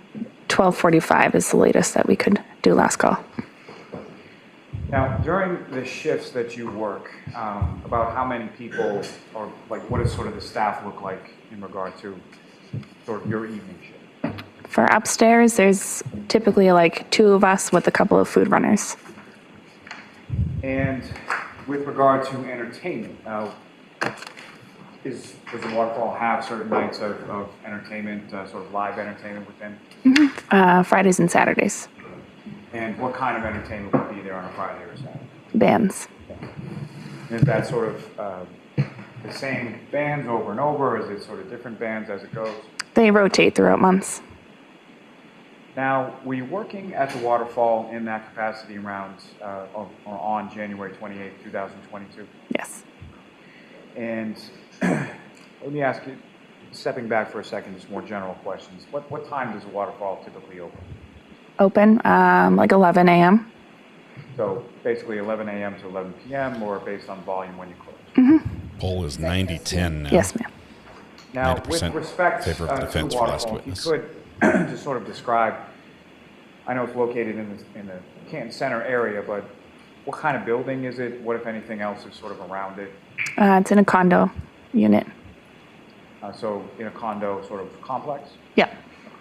And is there a parking lot associated with both the complex and with the waterfall? Yes. And as far as entrances and exits, how many of those each are there? 4. And what is sort of the typical entrance that people would come? There's typically two, one in the front and then one on the back by the patio. And so the one by the front is, where is that in relation to the parking lot? It's right outside the parking lot. And so if I walk into that front door over by the parking lot and come in, can you describe for the jury sort of the layout or like sort of how many tables, what kind of tables that you observe there? When you initially walk in, you walk into like the lounge area. There's about 7 or 8 high tops and then probably 4 or 5 low tops. And then right beyond that is the bar area, which leads into the patio. And we have 2 back rooms also, but those aren't typically used. And as far as high tops and the low tops, starting with the low tops, about how many chairs would typically be around the low top table? 4. And as far as high tops, how many chairs? 6 and 2. We have both. Now, is there, in addition to being a bar, is it also sort of a restaurant? You serve food? Mm-hmm. And is there sort of a, how is that staffed as far as the kitchen staff is? In the kitchen, there's typically 2 cooks at a time. It's downstairs. And maybe pretty well understood, but just as far as your duties and sort of responsibilities as a bartender, what is it that you do? I serve drinks and take food orders. Now, are there people, do you have sort of regular customers that come in on a fairly regular basis? Yes. With respect to the bar, is that sort of a full service bar? What would full service be? 4 questions. Let me rephrase. So you have beer and wine, is that correct? Yes. And is there sort of mixed drinks and cocktails and things of that nature as well? Yes. Now, when it comes to the glassware that the waterfall has, where does that typically, where does that come from? Like, where do we buy it? Is that what you're asking? Typically a restaurant depot. And is there like a certain type of... We need a link. Well, let me start back. So if you're getting something that's either a draft beer or wine cocktail, does the type of drink that you're ordering have any reflection in the type of glass you would receive? For the most part, yes. And as far as if you're, let's say, getting a non-alcoholic drink, how would that typically be served? In a pint glass. I'm sorry, what was the answer? A pint glass. Thank you. And if you were getting a mixed drink or a cocktail, how would that typically be? What kind of glass would that typically be served? In like a shorter one. And the shorter sort of cocktail glass, as far as the weight of that, would that be heavier or less heavy than the pint glass? The same. And as far as the sort of thickness of that cocktail glass, would it be thicker at the bottom or thicker at the top or something? We have different short glasses, but the bottoms are typically heavier in glasses. Now,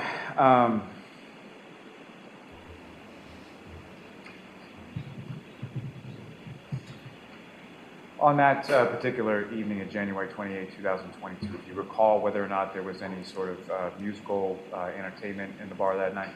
There was a band. And do you recall the name of the band or what kind of music they played? No. But it was a live band, is that correct? Yep. And when a live band is performing at the waterfall, where is it in regard to the layout that you were just describing that band would typically set up? When you walk into the building, it's left of the high tops. There's like a small alcove. We move tables for them. And once the band is done, what, if anything, do you do with that space once the band clears out? We put the tables back. Now,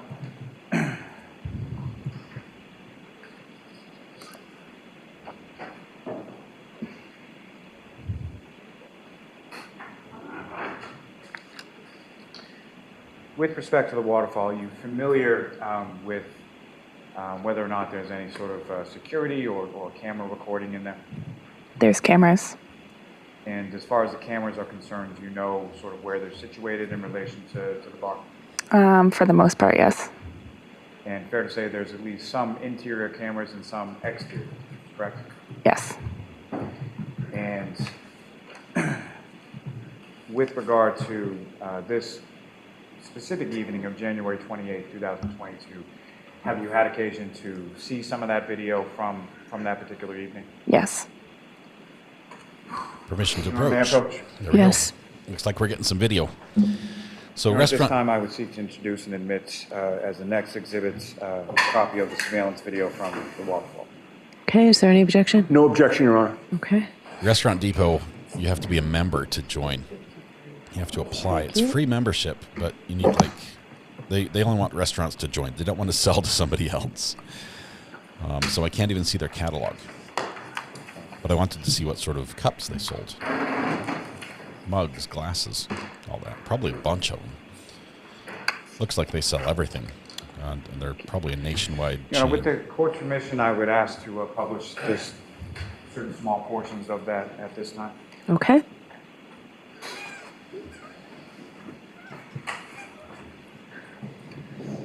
We go on to the second bar. Now, Ms. Gilman, if I could ask for just the first video with the label as far as channel 1.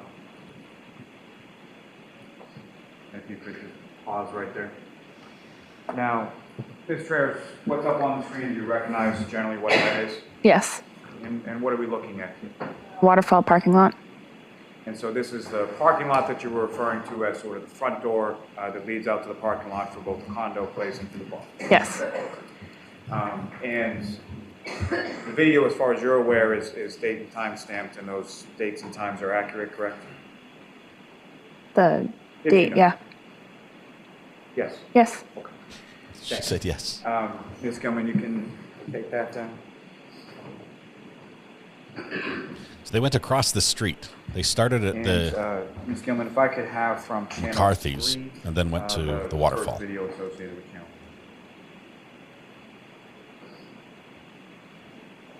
And if you could just pause there. So Ms. Traers, before you, I think on that desk should be a laser pointer. Don't look at it to So see if it's basically, all on. you need to do with that is just click the button on top and then point it at the screen if and when I ask or anybody asks. Okay? So again, what's up on the screen right now, do you recognize that? Yes. And what do you recognize that? The lounge area of Waterfall. And if you could, using the laser pointer, direct the jury's attention first to that area that you were speaking about where a band would normally perform. Let's find it right here. And that's where the band was that night? Yes. And the high tops and low tops, if you could direct the jury's attention to where those would be located. So these are the 6 people ones, the 2 people, and then low tops. And as far as the bar area, or sort of where you would be situated within the establishment when you're working as a bartender, whereabouts, if you could direct the jury's attention to whereabouts that would be? All the way back here. And sort of immediately adjacent or right in front of sort of where the bar area is, what kind of table or what, if anything, is closest to the bar? High top. Now,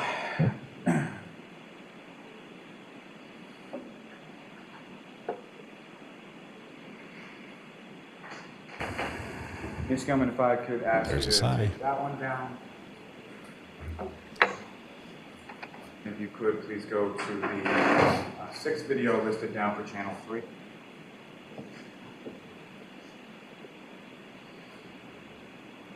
And if you could pause there for a second. Now, Ms. Traers, directing your attention up to the video for the, up to the screen for the video that's now up there. You recognize this to be the waterfall as well? Yes. The timestamp on it says 1:29/12:01. Is that the AM? Is that correct? Correct. And fair to say that or what if any difference do you note sort of about the lighting in this video versus the one from earlier about 10:30 p.m. or so? This one's brighter. And why is that? We are getting ready to close. So you would have turned the lights on at that point? Yes. And as you're closing, what are some of the sort of final things that you're doing as you're sort of closing up shop? Cleaning up. The lights on. Over every Ms. Gilman, if I could ask you to push this forward to about 15 minutes and 45 seconds.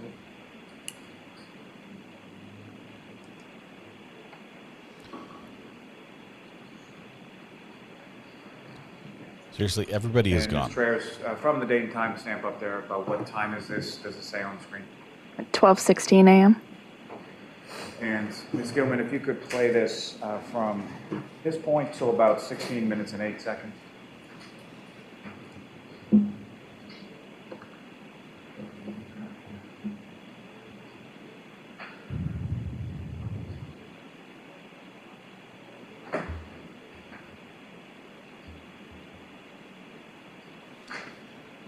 Last few people are stumbling out the door. Pause there just for a moment.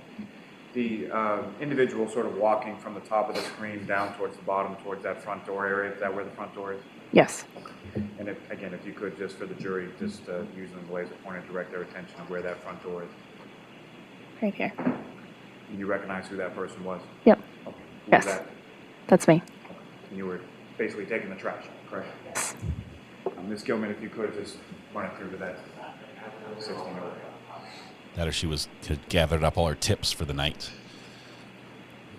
Okay, you can stop it there, and you can take that down, Ms. Gilman. Thank you very much. Did we see anything that showed that JJ or Karen were there? Did I miss Now- something?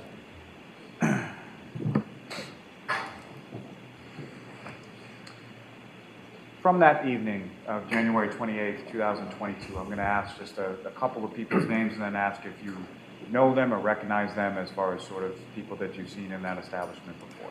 Okay. First, with respect to John O'Keefe. I know of him. And was he someone that you had seen in the waterfall before when you were working there? A couple times. Did you know him specifically by name, or did you just sort of know him as a familiar face? First name.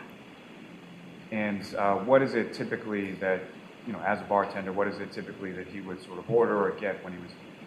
I couldn't tell you. Don't know. I'm just asking as far as beer versus cocktail versus whatever else, if you know. I'd say beer.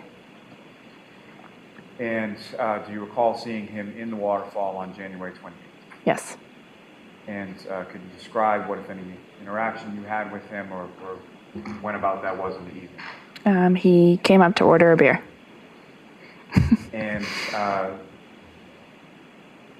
at the end of the night, there was one group that was sort of the last group to leave, is that correct?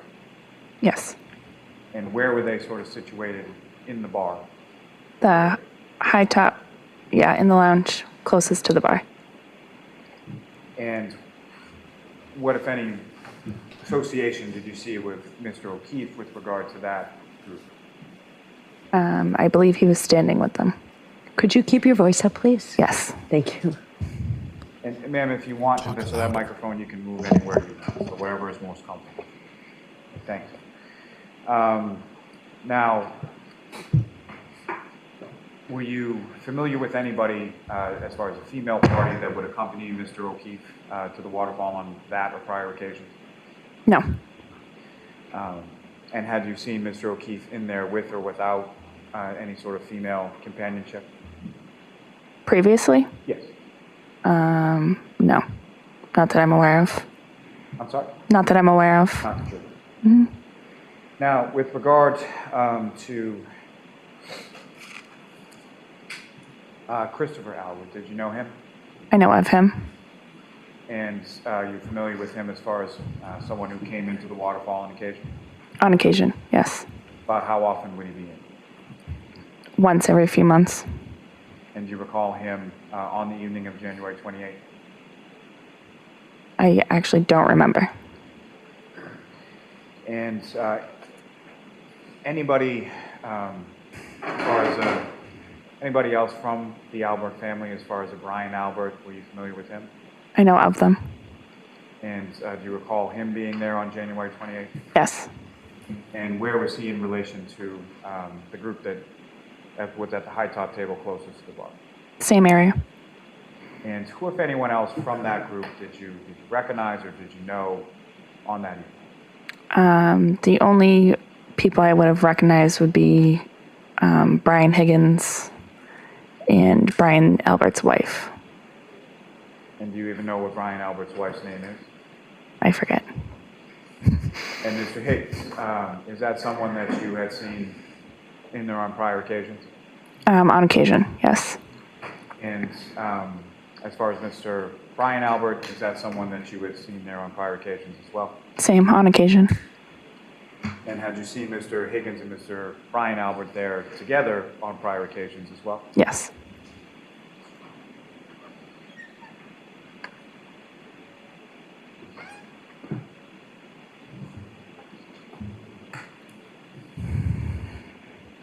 I hope she gets a tip for coming in here and Okay. testifying. Can you do that? Can you tip your bartender when they testify for you?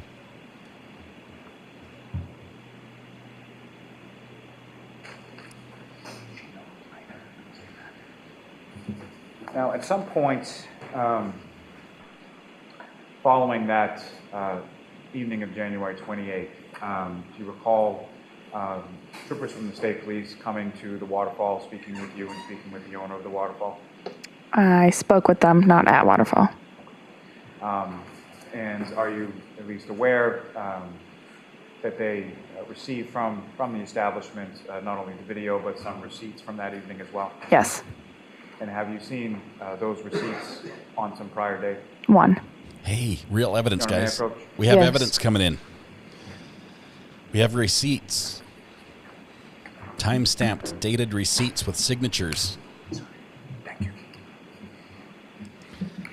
Hopefully, this time of the day, bartenders are not getting too much work. It's generally an evening job, isn't it?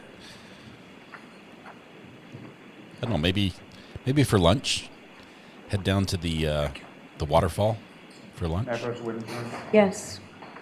Showing your 3-page documents, just On a Monday. in general terms, do you recognize what those appear to be?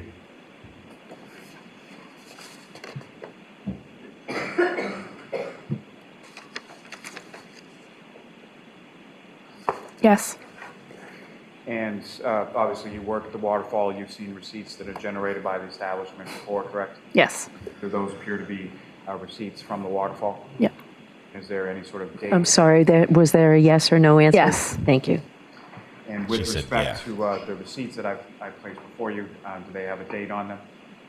Yes. And what is the date? 1/28/22. Madam, may I approach? Yes. Call will seek to introduce and admit as the next exhibit. Okay. No objection. Okay. Thank you.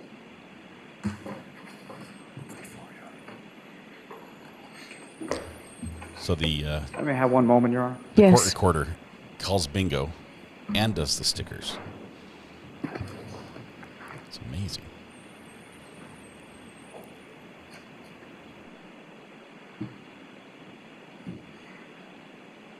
The worst part is she has, out of all the people, she has more homework than anyone else. When she goes home, she has to retype everything up that she recorded. Maybe she has a helper. And Mr. Ayres, just one last question.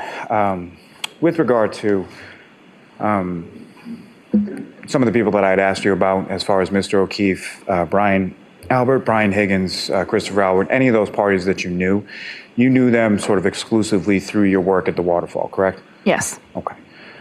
Nothing further, Your Honor. All right, Ms. Giannetti? Thank you, Your Honor.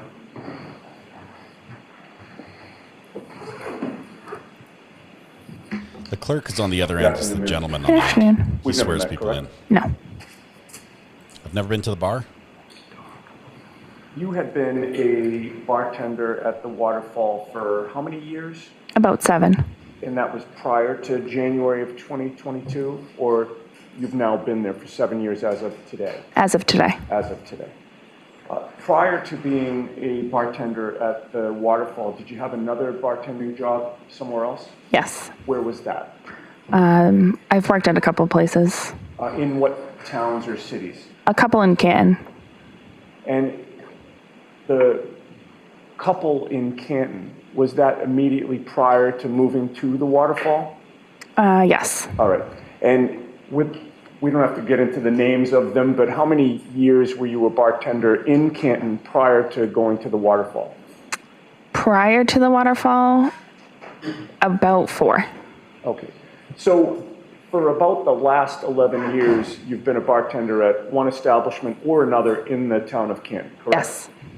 Are you from Canton? I am. Did you grow up in Canton? Yes. And you no longer live in Canton? I recently moved back. Now you're back to Canton. I got you. Okay.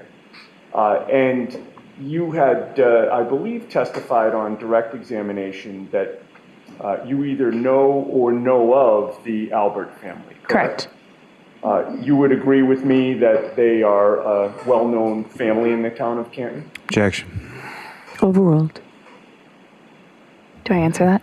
Yes, you can answer. You can answer. Said overruled, so you can. I would say yes. Okay. And how many members of the Albert family do you know either personally or professionally? And by professionally, I mean, obviously, you're a bartender, and personally means that you know them in some other way. It would only be professionally, and I'd say 3 or the whole family of the Alberts. Is that what you're asking? Yes. 5 of them. Okay. And if I asked you the names of the Albert family that you know, would you be able to tell this jury? Yes. If you would do that, please. There's Brian Alberts, Chris Alberts, I can't remember their wives' names at the moment. You know their wives by face? Yeah, and then Brian's daughter, Caitlin. Okay. And specifically with regard to Caitlin Albert, can you tell us, is there a difference in age between the two of you? Is she closer to your age than the others? She's closer to my age. She's younger than me. Okay. Did you see Caitlin Albert at the waterfall on the night of January 28th into the 29th of 2022? Yes. You also mentioned that you had seen somebody named Brian Higgins there, correct? Correct. He was somebody that you recognized prior to that day, correct? Correct. And how did you know or come to recognize Brian Higgins? From waterfall. Did you know his name, specifically his last name, on January 28th when you were working that night? Yes. When did you learn his name, if you remember? I don't remember. At some point in the past, when he'd been in the bar, for some reason you knew his name, Brian Higgins. Yes. And you had testified, I believe, on direct examination that you had seen Brian Higgins with Brian Albert at the waterfall on prior occasions. Correct. So, Ms. Gianetti, it's time for lunch. I don't imagine you'll finish in 5 minutes, right? It won't be too much longer than that, but it's probably good to take a break. Okay, thank you. Big sigh. All right, Ms. Treyes, I'm going to ask you to come back at 2, and jurors will take lunch. Okay. Do not get between this judge and her lunch. Sirs, Does if not you go would well. fold and leave your notebooks on the chairs, taking your property with you. All rise, jury out, jury call. So with that, we have reached lunch as well. We're going to take a wee break. Good. Well, they just kicked us right out. You hear that? They just said goodbye. I'm just kidding. We're still here.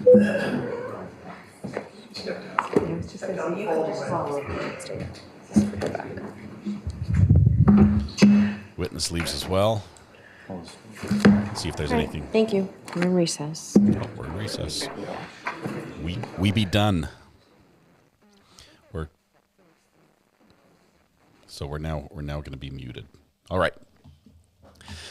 We need a break. We're going to have a little break here, get some lunch. I have Ada Brown sent me a care package. That's what I'm going to call it. They had 2 big jars of pickles in it. One, spicy maple bourbon pickles, which are my favorite, and another one that's called like Wicked Pickles or something like that, which looks very similar. So I'm going to compare the two and see how they are. But they look great. I cannot wait. They've been chilling in my fridge all morning. So that is going to be part of my lunch. Hopefully you guys get some lunch as well, because it's time for lunch. It's time for lunch. We're going to be back in, let's do an hour. Can we do that? 1:30? Wickles. I can't remember that for the life of me. It says Wickles on it. I think Wicked Pickles, which I guess that's where the name came from. But I'm excited. I'm excited to try it. I'd rather be day working. Good to see you here as well. Braxton, do you want to call right now? Because I'm going to forget. And then I'll kick things off, and we'll be back in court before you know it. Let me go ahead and stop that recording. All right. Let's see if Braxton can call, or if he wants to call after lunch. Either way. Sure. Here we go. Call's coming in. Call from Braxton. Braxton, how are you doing? I'm doing good today. Good. What's on your mind? You said you needed our help and chat's help to help you with something. 100%. I need you in chat. Okay. So I understand why the defense is calling these witnesses. Please enlighten us. But, no, this is the state. But Sorry, should you said they defense. have I think you waited meant the for state. defense to call them?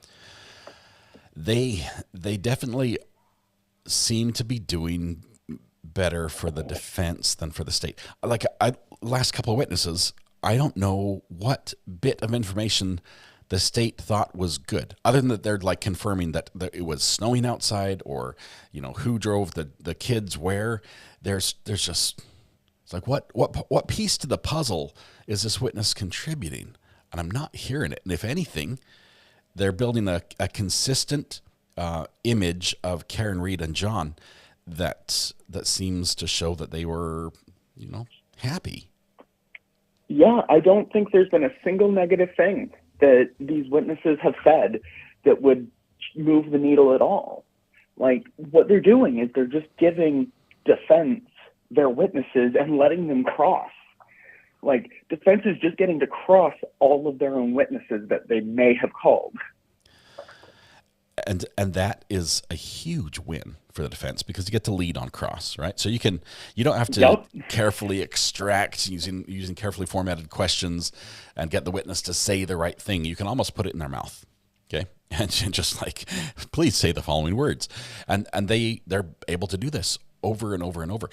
Are they calling all the witnesses? Do they just say, hey, we're going to call the defense witnesses too, and just get it out of the way, so when it's time for defense, they have nothing? I don't know. It's a ballsy move, I can tell you that. It seems like a mistake. A little bit. I just I'm with you. I don't know. Somebody's weed eating in the yard. Oh, also, was everyone drunk driving? Just the cops, apparently. What? I was going to do a count. There was one person who said 2 beers, right? And one person said 6, and he was one round ahead of the other people, and everyone was driving in the snow. Yeah, and I heard 10 at one point. It's a lot. Does Massachusetts have like watered down beer? Are they like one of those 6% states, or what for someone in the area? Help me understand. After 6 beers, is that buzz zone, or is that Uber zone? Yeah, I don't know. It's going to be really interesting. I'm caught up like halfway through day 8 because I was watching Runkle's recaps, then fell behind. So it's going to be really interesting for the next few witnesses. I'm excited to see them. Well, I'm excited to hear them too. I have not been peeking. I've been avoiding some of my favorite streams to watch because they're ahead of me in this case. So I'm like, happy that even on Twitter, I'm like, okay, I'm not going to read the message. Not going to read the message. So I don't know what's going to come next, but something that I have heard that I don't actually know for a fact, so it's not a spoiler. What I've heard is the prosecution's calling the kids. The little kids? Yep. Whoa. The niece and nephew. No, don't do that. What? First of all, if that happens, I'm surprised. First of all, these kids have been through hell. They lost their parents, and then John takes them in, and they lost John. In a way, they've lost Karen as well, which they had a relationship with. They have been just had the carpet yanked out from under them over and over in life. Yep. That is terrible. What could they possibly offer other than From maybe what I understand, relationship type stuff? That is what it is, that they were fighting behind closed doors. That is what I understand it to be. That is terrible. The one good thing is I believe it won't be televised or recorded. Well, the court generally does that when a juvenile takes the stand. But man, this is, look how nervous, like full-grown adults, okay, 40-plus-year-old adults are on the stand testifying in a setting they understand. Okay, they understand how the court system works and what their job is, and now stick them up in there. Even if they kick the courtroom out, even if they kick out all the reporters and everything else, which I doubt they will, but even so, I mean that it is scary to get pulled into court and be told you have to do this, you have to answer the question, and follow the rules. No, don't talk yet. There's no question in front of you. It can be so intimidating. I don't like that. I realize there might be no other way for the state to get that sort of information in, but here's the thing. Defense would be able to cross the kids. I think that's a massive loss for the for the prosecution. Letting the defense cross the kids? Well, that's the law. That's how it works. I mean, there will be cross. But we've seen in all the people who were very closely related to John that have testified so far, most of them, the state has gone either very easy on cross-examination or had no questions whatsoever. I think the defense is going to be, mindful of that, because the jury's going to be sitting there listening to the kid's testimony. And if, I don't know. That's a tough call for the defense, unless they can just be, kid gloves, gentle. And even then, it must be really good. Whatever it is you're going to get them to testify to, it must really help you, because the risk is huge on that. I'm wondering what the possibility is that the defense lawyers have a relationship with the kids, have met them, that kind of stuff. I would say none, because look at what happened. Basically, everyone from the night it happened forward, they're saying they had no contact with Karen Reed, zero. Oh. Like, we haven't spoken since, and so I don't think there's anything. Yeah, that's rough. Yeah. Well, but wouldn't the kids have had to do a deposition? Oh yeah, yeah. I'm sure they've been interviewed, and that's terrible on its own, just on that. But I don't know. I hope the kids have a good rapport with both prosecution and defense. Yeah. I think that's the only way you'd be able to do it. I will say, I think both prosecution and defense are very experienced at what they do, and they're not going in blindly. They know the risk and the rewards of this, and hopefully they treat it appropriately. So, I'm not sure prosecution knows the risks. I think they're aware, but yeah. Don't think the jury will like the kids on the stand. No, it's terrible. Like, literally, the only thing I believe they're going to try and get in with it is that Karen and John were fighting behind closed doors that no one else could see. Even then, I don't know. It just doesn't feel right. Yeah, they might be seeing Karen for the first time if they do. I mean, interesting. All right. Braxton, yep. I've got food. I've got pickles waiting, and you don't want to stand between me and the pickles. So I'm going to let you go. Pickles. Thank you very much. Appreciate your support of the channel. Good to talk to you. We'll see you. Bye. Good to talk to you too. Bye. All right. With that said, we are going to call it lunch. We're going to be back in about 45 minutes now. So get your food ready. Come back and we'll join us for part 2 of day 7. We'll be back at 1:30 Eastern Time. It's 12:40, almost 12:45 right now. So. crazy. And Braxton, thanks for gifting a membership. Went to DC. Congratulations, DC. All right, tonight when you go home, please heckle people you love, smile at someone, make their day just a little bit better, and please stay safe till we go live again in about 45 minutes. We'll see you here. Bring a friend. It's a lot of fun. You guys have a great lunch. We'll see you after. Bye-bye.